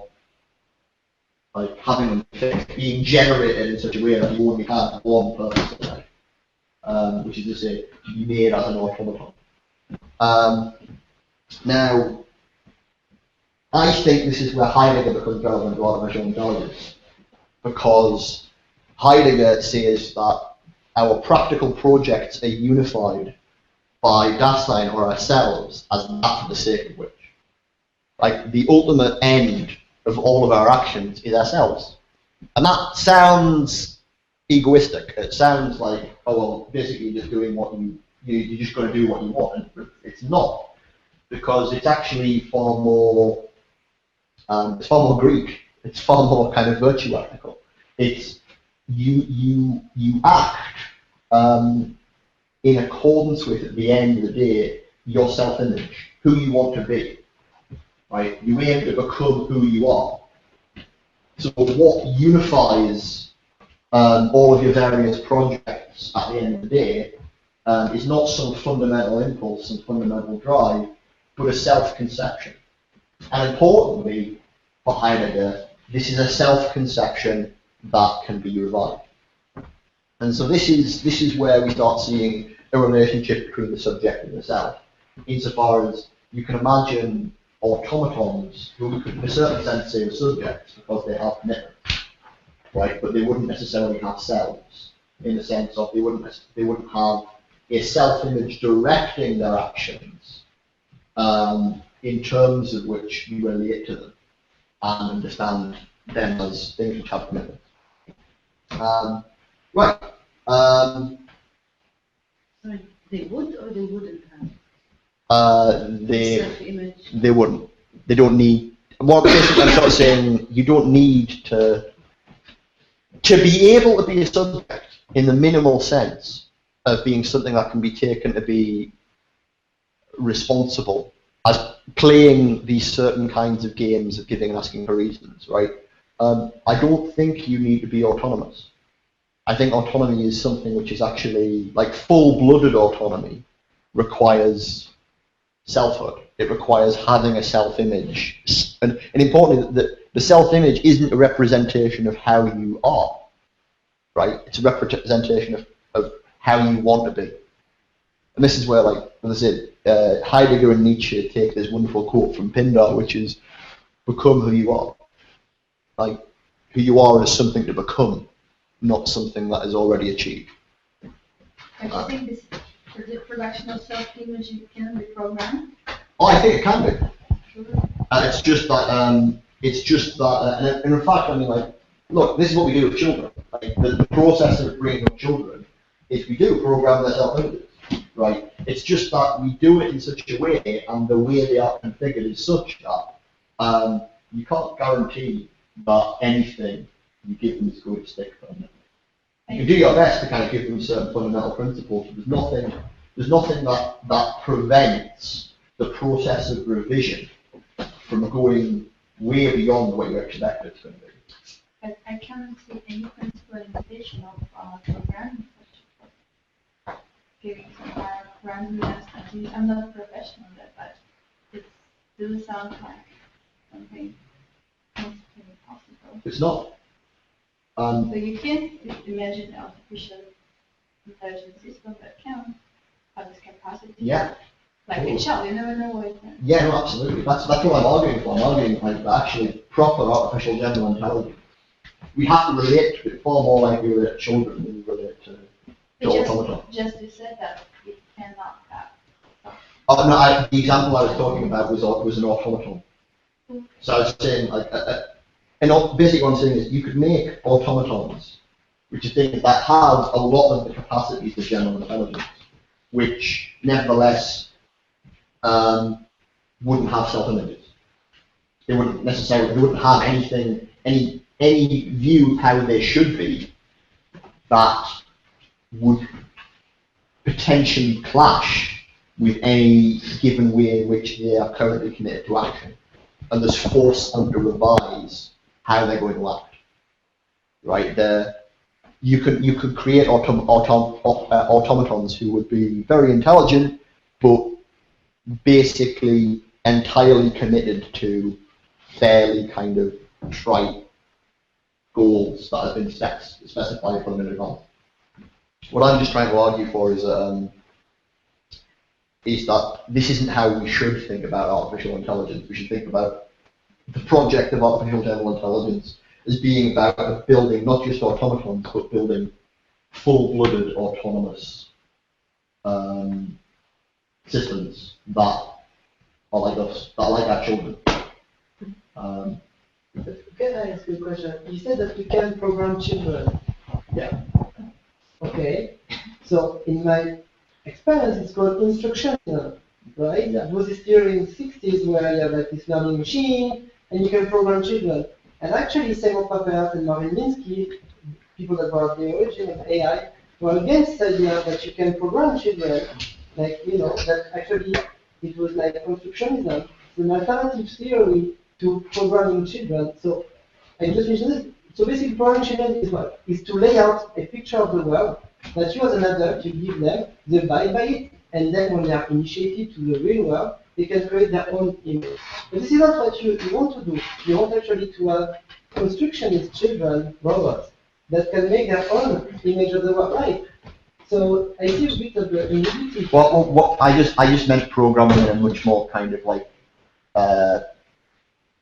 pithy sense. I wasn't trying to be kind of precise in the sense of like there isn't a language for programming children. There isn't like there isn't an instruction set you can No, but there are boundaries to which you can ask them to commit. Like when I was a kid, I was doing my letters not the same size. Yeah. And I was in French school and they say, no, all the T is the same height. Yeah. You don't decide the height of the letter, you know. In French school, I don't know in other, but there are ways to program, you know, boundaries and some constraints. So yeah, absolutely. So you know, how do you have children for their own image of the world? I think this is a very interesting question. So maybe in order to create your first robotics AGI machines, they might coevolve with children, like some people do. You know, genetic like coevolution to children and all. I think it's a fairly kind of like reasonable hypothesis that any like primitive AGI is going to have to go through a socialization process. So maybe children might program robots. This is better. I don't know. Children might program robots. Somebody else have a? Yeah, just a question on autonomy. Where you say it's possible to program yourself. You said just 7 minutes ago. It's possible to what? Sorry, Program yourself.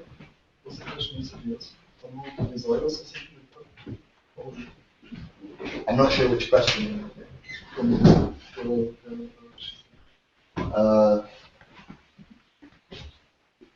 a bit lost. What would you reformulate? I was just wondering, with autonomy, is it possible to program the wishes that you would then implement by programming on yourself?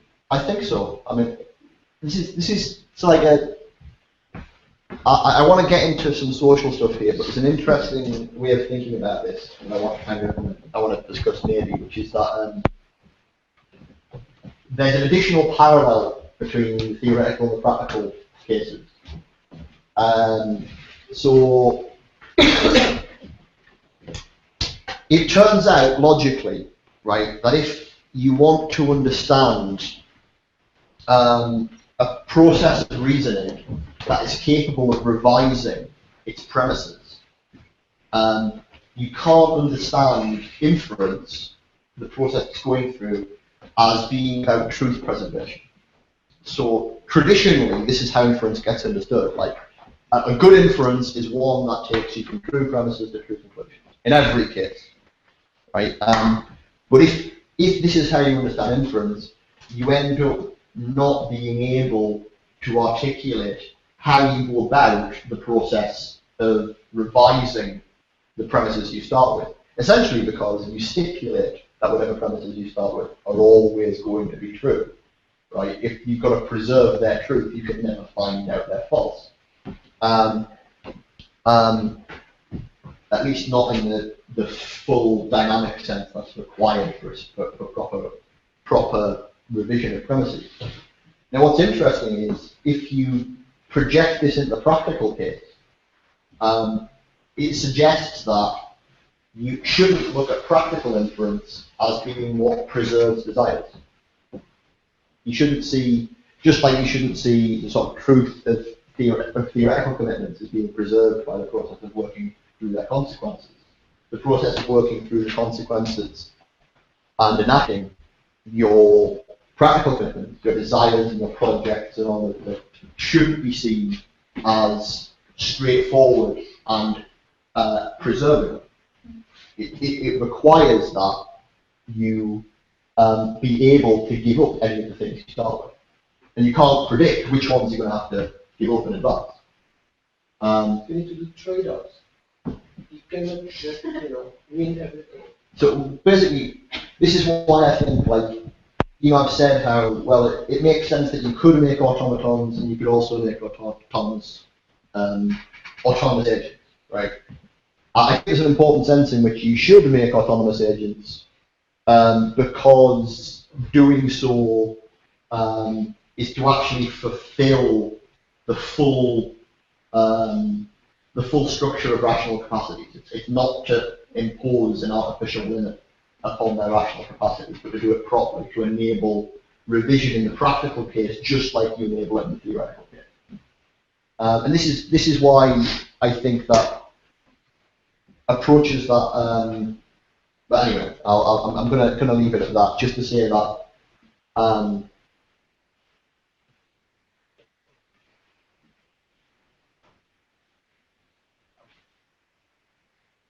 Yeah, I'm going to leave it at that, if that's okay. It's perfect. Because I've got other things to work on. So, I don't have that much time left. You know that when you're done. We're not going to leave. Okay. Good. Great. Nobody's catching a train or something. Great. Liverpool doesn't take a mind anyway. Okay. Don't generalize over there. We want to. Okay, right. Well, okay, so basically the way I think you should think about desire is, so I'll say a little bit more. You know how I said that you can think about our drives and the impulses they generate very much like the kinds of perceptual capacities we share around us, our ways of coping with the world, right? And these things are constantly taking in information. We're constantly getting sensory input, and it's constantly getting like sent up to our higher level sensory cortex. Really, the thing about our rational capacities to integrate a picture of the world that is consistent is that they filter these things. We have all this information coming in, and basically what it is to generate this, consistent picture of the world is to filter out those things that you think, well, that's irrelevant, that's inconsistent with what I already believe here, and I think I should hold on to this belief. And then when you find something that's relevant, going, oh wait a minute, I should add that to my solid beliefs, or that forces me to rethink these beliefs here, I should change this, right? And I think there's a similar situation in the case of practical commitments and desire, which is we constantly have these impulses, we have these drives, and we constantly have these impulses telling us to do this, do that, do that, do that, do that, and the process of integrating our practical commitments and working out consistent action is a kind of filter for it. This is a fairly kind of psychoanalytic idea, really. But it's not conscious, right? Well, it's what constitutes consciousness, that's the thing. Sure, but you're not always conscious that you're like, oh, I want to do that, I want to see everything. Oh no, yeah, absolutely, yeah.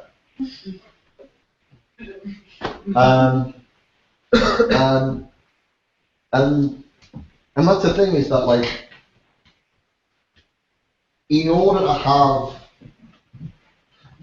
to get interesting information out of the world, right, in the perceptual case, right, in order to actually develop complex and interesting pictures of the world, right, you need to be able to give up any beliefs you start with. The process of revision needs to be completely open-ended. And I think the same holds for the process through which we filter and integrate our desires, through developing a picture of ourselves and how we want to be. It's in order to actually develop any kind of interesting and nuanced forms of desire, an interesting project, we have to be willing to kind of completely revise and give up any particular drive-based impulses we start with. How do you do that? Hmm? How do you do that? Except to study of psychoanalysis and That's the best way. Well, this thing is we're actually fairly good at it. Like, and in fact, importantly, you know, when I talk about this stuff, it sounds as if what I'm like declaring is like a war upon the brain itself, whereas actually all this stuff is done by the brain. Like, you know, like we rewire our own drives. Like if we couldn't rewire our own drives, net pornography would not be as interesting and complicated as it is. Right? But it's a long process. Yeah, it's a long process. But this is the thing, like, and I'll go into a different dimension in a second, and I'll start talking about Heidegger and Foucault and people like this. But I'm very interested in Foucault's later work, and Foucault, despite writing the preface for Anti-Oedipus, and like praising Deleuze and Guattari, actually secretly had this really big beef with them because he really disliked the concept of desire, at least as they used it. Instead, he was interested in the concept of pleasure, and the way he used it was this idea of, well, what we should be doing is we should be experimenting with pleasure rather than being bound by our desires, because he thought your desires could oppress you. Being yeah. Right? So, the idea here is that being fixed and tied to given desires is actually something which holds back autonomy. Right? Autonomy is actually about the ability to revise and develop and improve, to begin on a trajectory of experimentation with pleasure that you don't know where it's going to lead. Non-deterministic, hedonistic. Yeah. And interestingly enough, and this is what I'll talk about in my next session, is that Foucault thought of this as very much an aesthetic thing. For Foucault, this was to treat yourself as a work of art. Lifestyle. Yourself as a work of art. Construct yourself as a work of art. That was Foucault's ethical imperative. It's a great work. But he has a very weird understanding of art. He does. Well, I'm going to be talking about what I mean by it in the next session. You know? But it's very important because he's also making it as a work of art, but his understanding of art is just completely tattooed. Okay. In the sense of visual art or music or something like that. Okay. So, because he doesn't understand the implications of if you want to become a piece of art, then what happens if you as a political subject? Okay, well, we can talk about this because I'm about to introduce politics. So, but the problem for Foucault is that he doesn't know what an artwork is, and therefore he doesn't have a problem with an art being a piece of art, a work of art, and having a quality. That might be right. I mean, when I say treat yourself as a work of art, the phrase I prefer from Foucault is where he says that ethics is the aesthetics of existence. And when he talks about aesthetics, he's actually very, very much meaning Kantian aesthetics. So the Kantian conception of beautiful is based on this idea of formal positiveness. So like the beauty of the work of art is supposed to be independent of whether or not it's good for anything. And actually, this is where Foucault's ethics is interesting because it's this attempt at an ethics of formal positiveness. It's an attempt at like of formal purposiveness.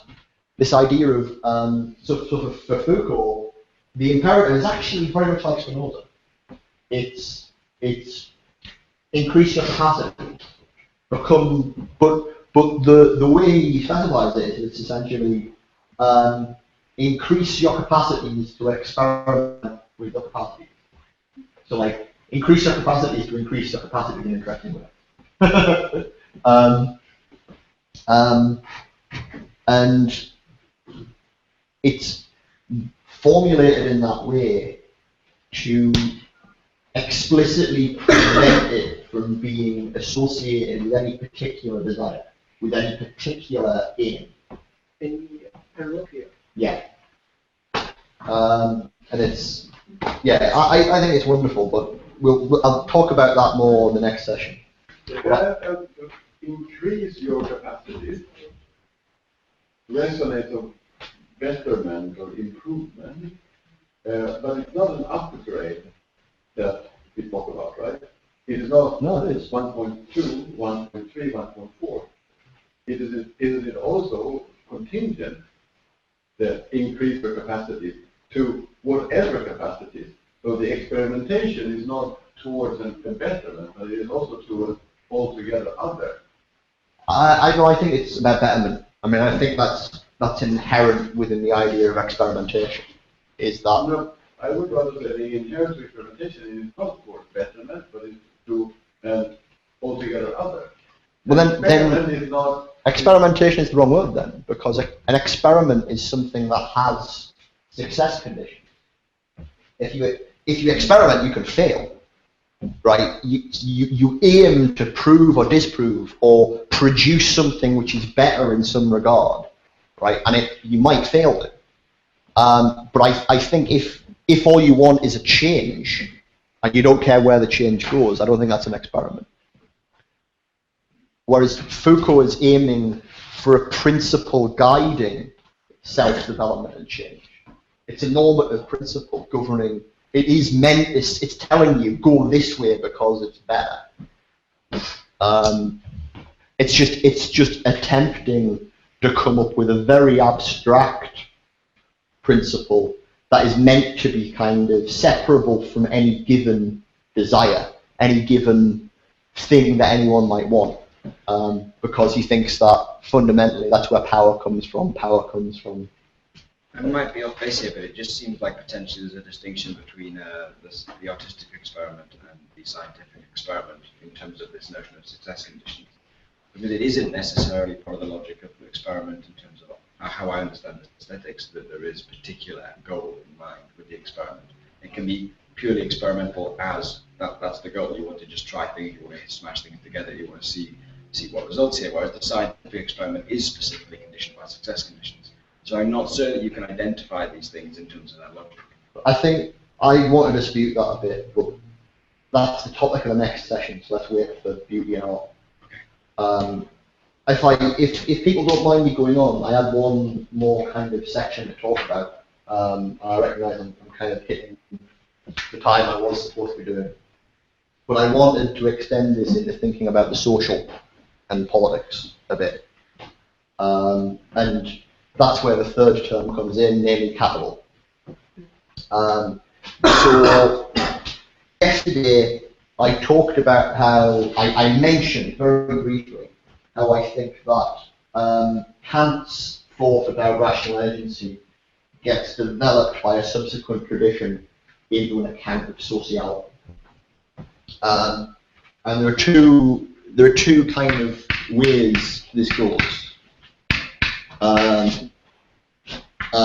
One is Hegel, and then Marx. And the other side is Heidegger. I've already mentioned a bit. And then Foucault.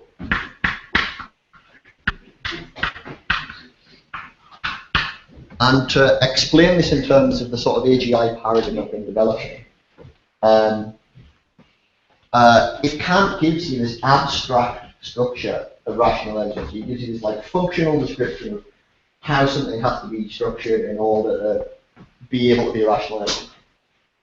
Hegel treats it recursively. Hegel realizes that you can construct rational agents out of rational agents. You can get a group of rational agents and structure them in such a way that they generate collective agency. They're capable of undertaking commitments as a group and enacting them. Right? What this kind of corresponds to is what you might think of as, the other thing I mentioned in Kant is Kant has this important distinction between consciousness and self-consciousness, in which he says that what it is to be conscious is to have the capacity to become self-conscious. So our various different kind of ways of coping with the world are conscious because they can be fed into our ability to reason and integrate a consistent conception of the way the world is, which is self-consciousness. What Hegel gives us an account of is collective self-consciousness. A sort of idea of how it is that groups kind of come together and develop institutions through which they generate a kind of collective agency and collective self-consciousness.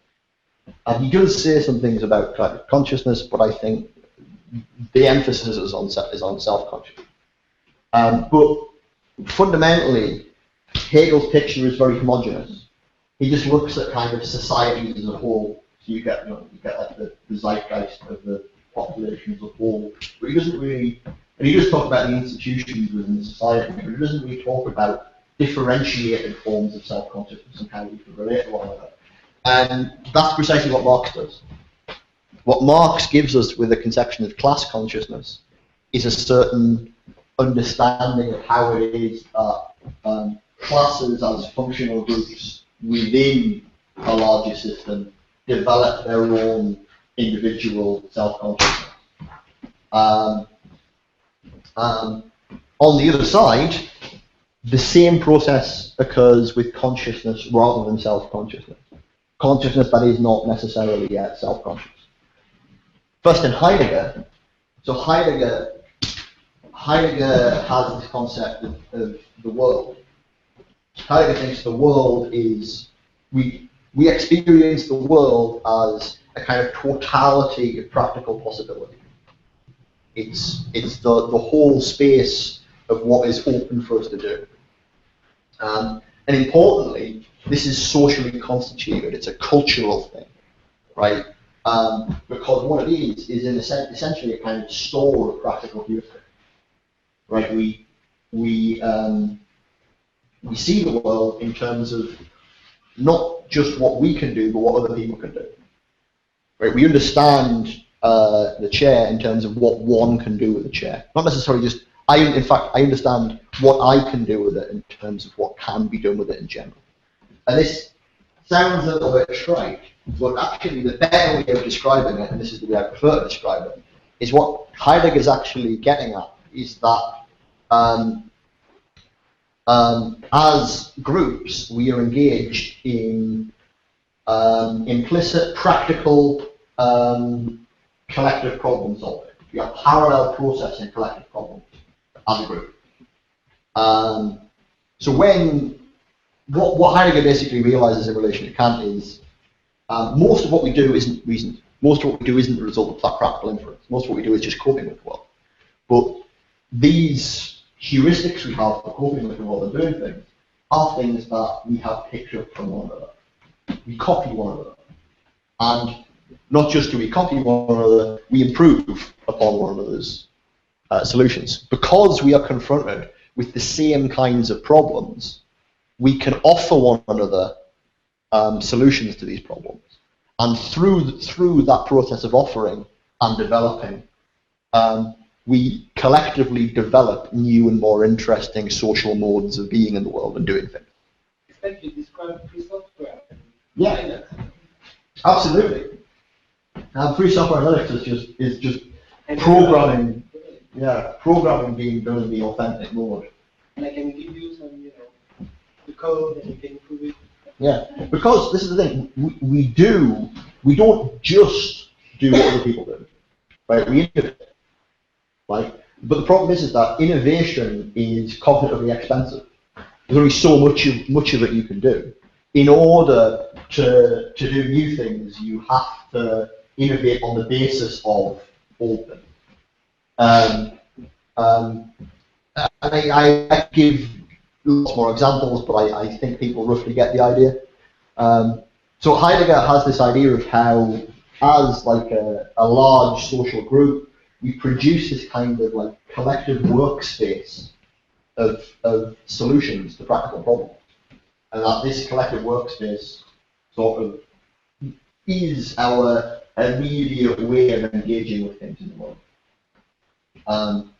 Now, what Foucault does is basically the same thing that Marx does to Hegel. In Heidegger, the world is homogeneous. It's this kind of like, it's this thing which belongs to a wider group, which he often uses the word Volk for. The world is like the Volk belt,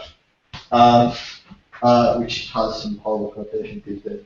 But what Foucault recognizes is that actually what you have are a whole bunch of different and overlapping practical systems.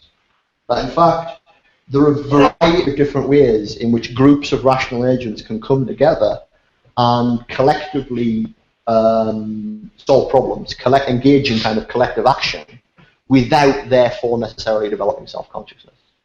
So the best example of this is, I don't know if everybody's come across a book called Priests and Programmers. You know, Priests and Programmers? It's a bunch of sociologists who are very influenced by Foucault.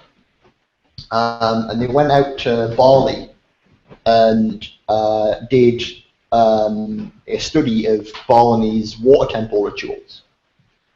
And what they discovered was that essentially the water temple rituals, which were these various different rituals going on at different points in the country at different times, were essentially an algorithm for optimizing when you flood your fields in order to minimize pest control, so minimize pests. Nobody knew that this is what they were. The people who were doing the rituals didn't kind of, this isn't how they thought about them, they were just a religious. But the thing that proved it is that when, I think it was the World Organization came in, some kind of global organization came in and said, we're going to rationalize your agriculture and we're going to get you to, like, you know, flood your fields at different times and blah, blah, blah. And it completely and utterly ruined, like, at least worth of crops, because suddenly they had pests all over the place, because they'd taken for granted the fact that, we don't really have much of a pest problem, because they were performing this practice that had evolved over centuries without them realizing it to minimize pests. And that's a good example of a practical system. You've got a bunch of different people acting in various different ways, and their actions slot together in a reliable way to constitute a kind of heuristic for solving a problem. That's just like, it's an extreme example of like collective consciousness without collective self-consciousness. A question to Heidegger: did Heidegger see this process just in positive aspects, or was there also a critique already? Oh, there's definitely a critique in Heidegger insofar as this is where the whole idea of inauthenticity and authenticity come in. Like, for Heidegger, you know, sometimes people think, oh, Heidegger thought we should be completely authentic, and that's wrong. What Heidegger thinks that we are all, for the most part, inauthentic, which is to say, for the most part, we do things as others do them, right? Being authentic is, as it were, doing things as you do them. It's owning your own kind of modes of action, right? And developing your own ways of doing things independently of the they, or das Man. But as Heidegger's kind of like admits, this authenticity is partial. It's always kind of a local thing. It's always a particular innovation which is based on other shared modes of action.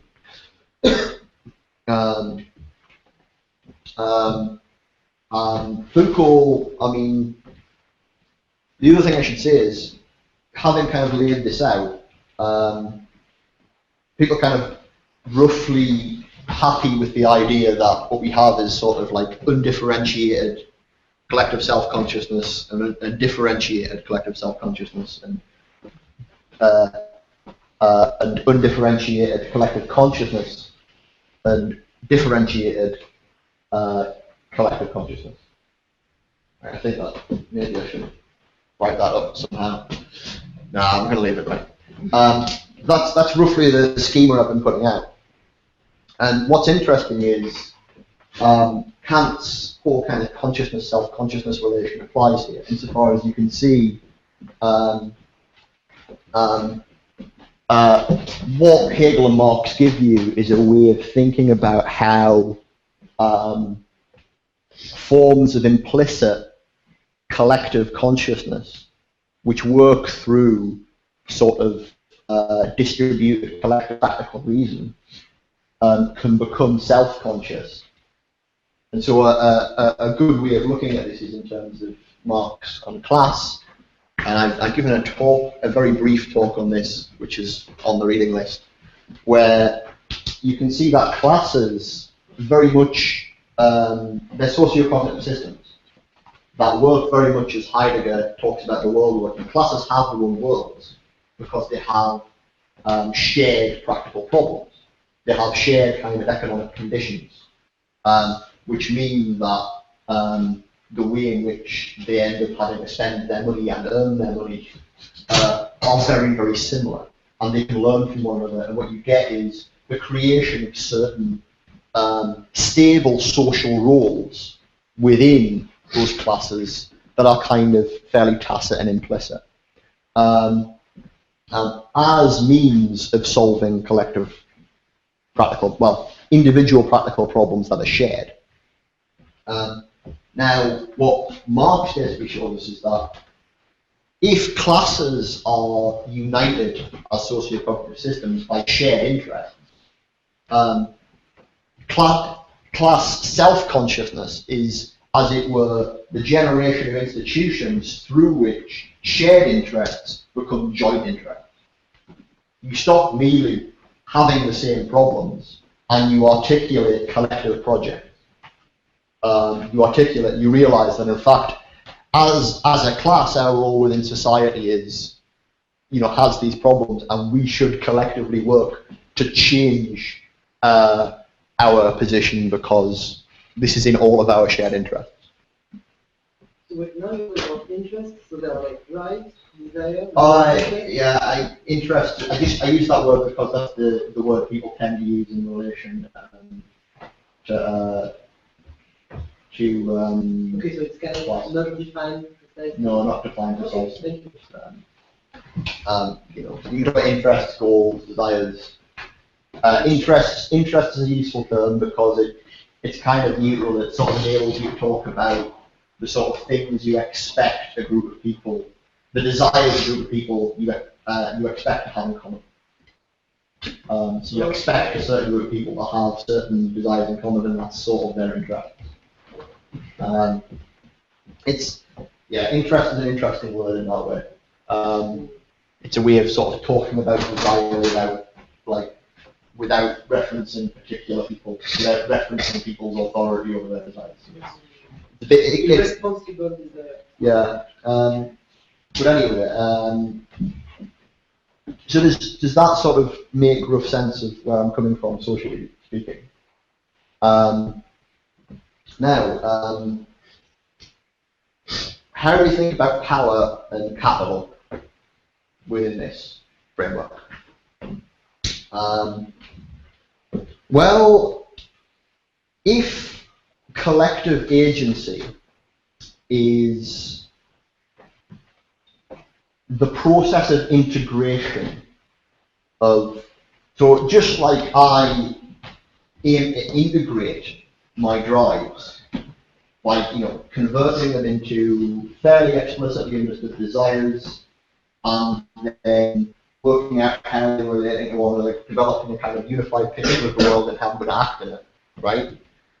Collective agency, in a certain sense, aims to integrate all of our drives and all of our explicit desires. It has, because we all have various different desires, drives, impulses, well, there's this whole kind of intriguing libidinal and practical nexus that basically any sort of system of collective agency, be it a state or be it a small group social structure, has to kind of integrate in to produce anything like collective action. I think that you can define power as essentially a pathology of this process. Power is a sort of pathology of the filtration and integration of the collective libido. So I think you can see this through, so Foucault talks about power in terms of flows. So flows of power are situations in which large swathes of desire within populations just align, not necessarily because of any kind of common organization, but simply because people's interests or drives point in the same direction, and that produces certain kinds of effects. And those effects can completely disrupt any sort of what you might want to think of as collectively rational way of working out how we should act as a group. This is like another interesting thing said by Foucault. So Foucault was always very critical of viewing societies and social structures in the sorts of terms as they describe in Hegel or not. He's always critical of, like, don't treat social institutions as if they're unified individuals, right?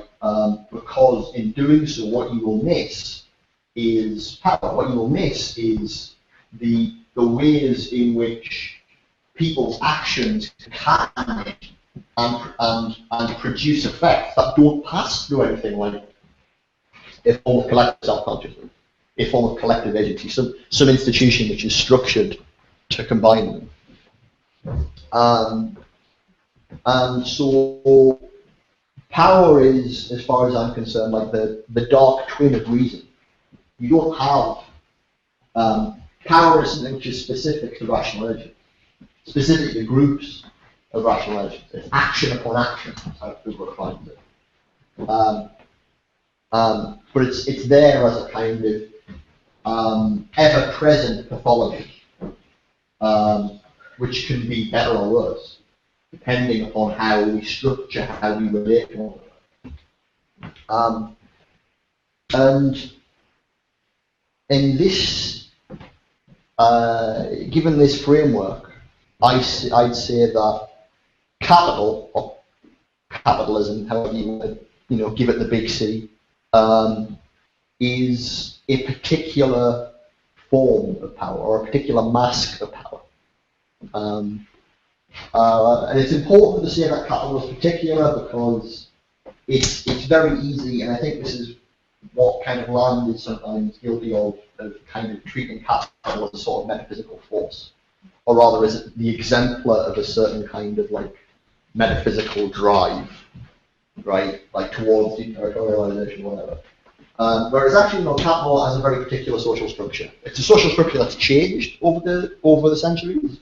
There are different kinds of institutions that are bound up in it. The actual financial instruments being used have complexified, and the other social systems that it's bound up with have mutated in many ways because they've been mutated by capital itself.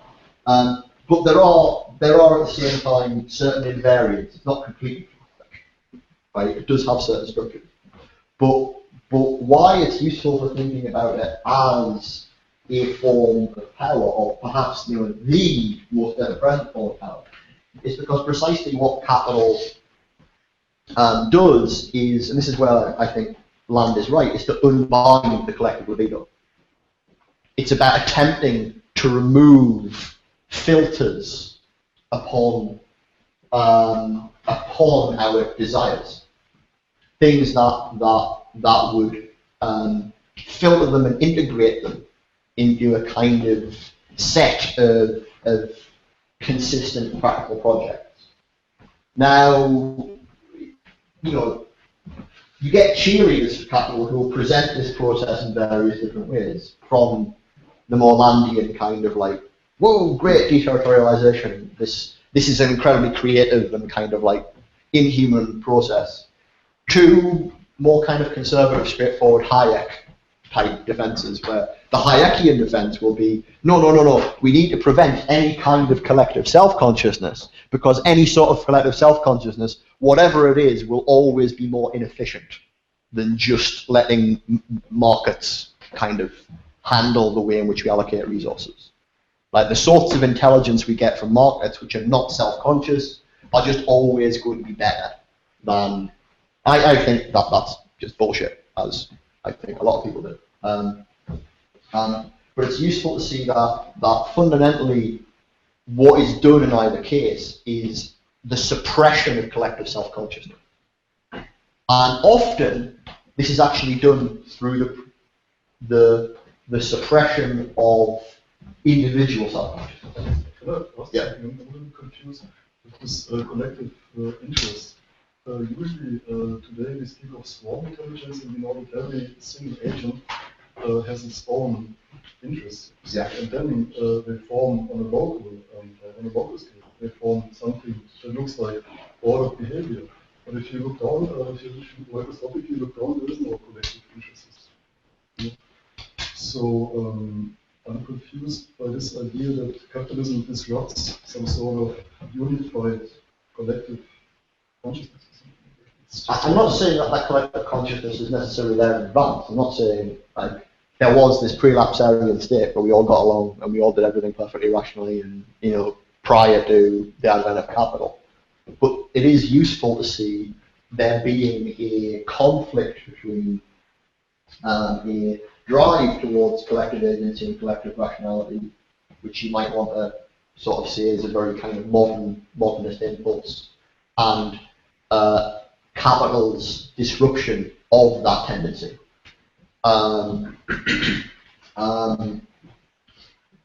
So. Oh, there's no tendency like this. The world is complex, Well, there's no tendency towards collective organization. No, it's not inherently by the subjects. If I do, for example, a trash man or something, I'm confined within my reality, but within the whole system of the city, I make up an order, but I don't see this order from the office. Yeah, of course you are. But that's the idea that collective self-consciousness would be everybody understanding every aspect of their role within the system. It's just a bad conception of what collective self-consciousness is.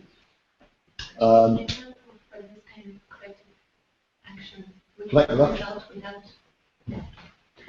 Well, I'm not. maybe So let's not talk about collective action without capital, because capital is everywhere. So it's I do like the idea because, for example, the propensity to commit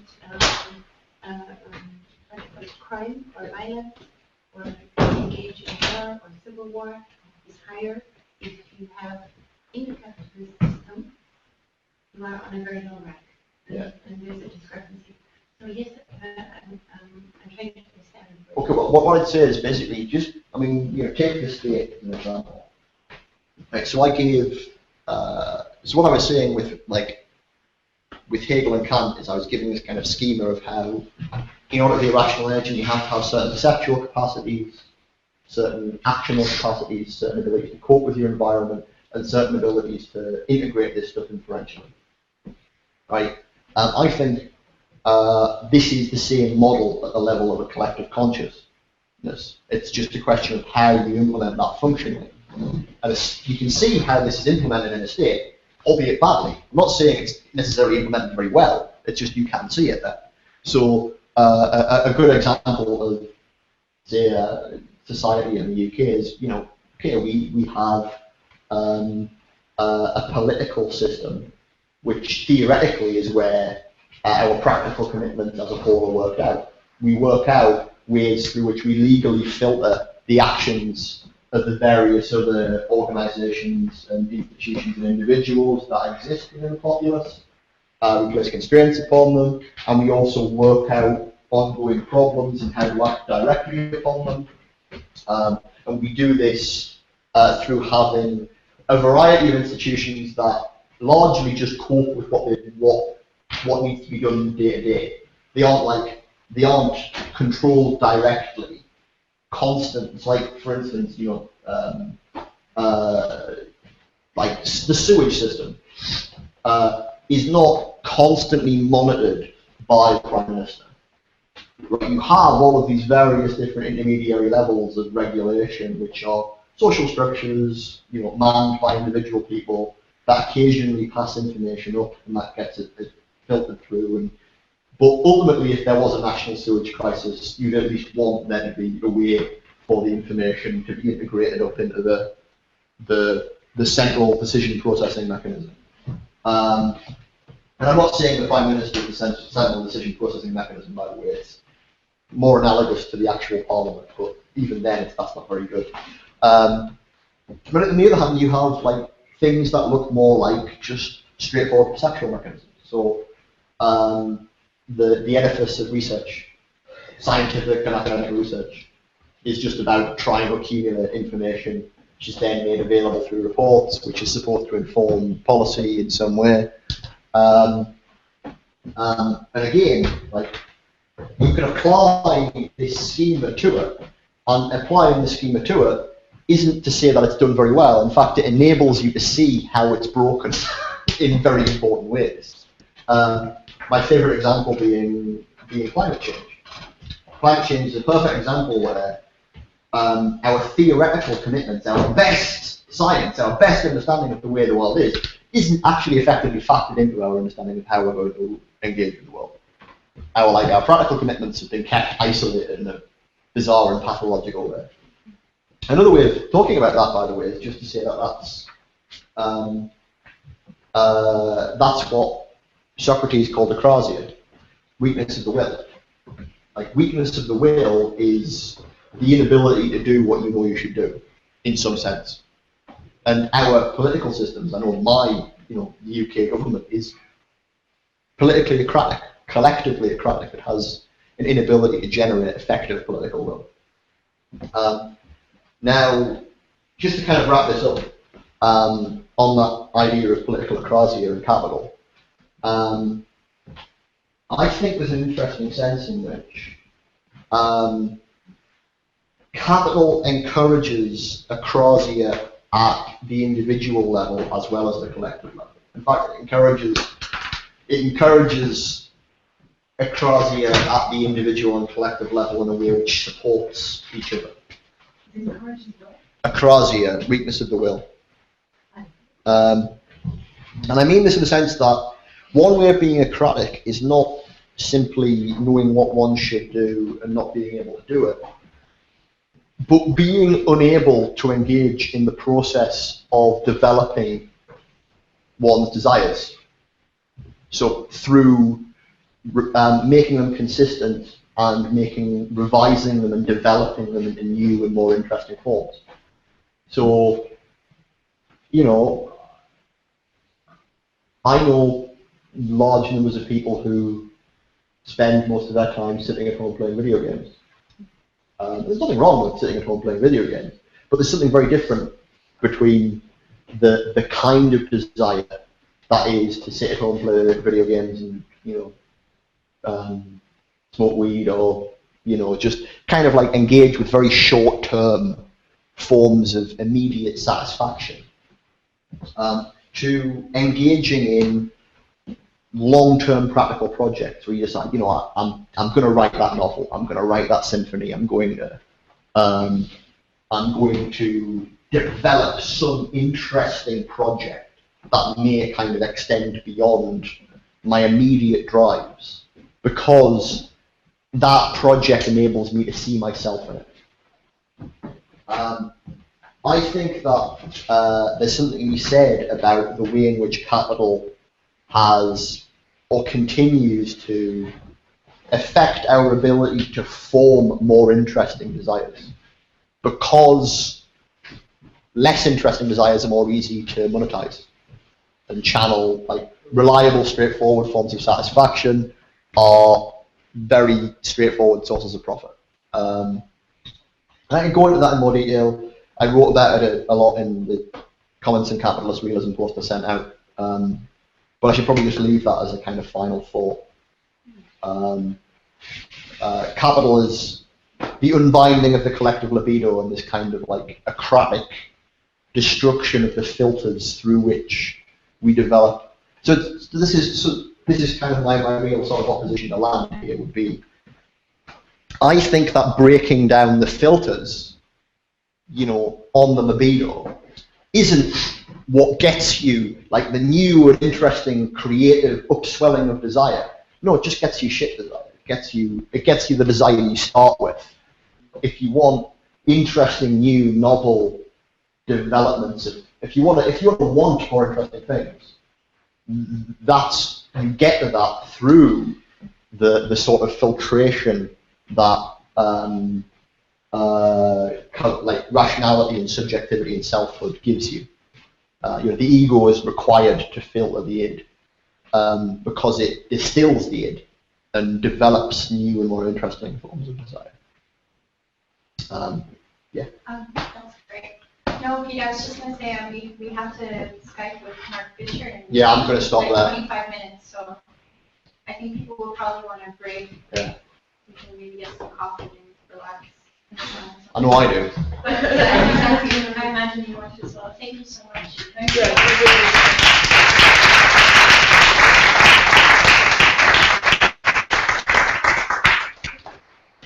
Questions, maybe we should wait until after or tomorrow, or does anyone want to have like a really important question that they need to ask now? I have a question. Yeah. So then, if you disagree with Nick Land, Yeah. you are more Foucauldian. You say we should stop with desire and be more inclined towards pleasure, which is more linked with drive. We should have a society that is not in a libidinal economy, but more respects the authenticity, the originality of individual drives. Well, no, it's the slight terminological confusion is Foucault doesn't like the word desire because he opposes the way those who Vittori use it. I like the word desire because the way Kant uses it. And so I keep the term desire, but I see myself as both Foucauldian. Because Maybe a Foucauldian answer. yeah. You escape now to go more in a Foucauldian way. Yeah. Towards emancipation, Francia. Yeah. Because Francia is against well, acrosia is usually when we're desire is undermined. Like so for instance, the classic example of acrosia is addiction.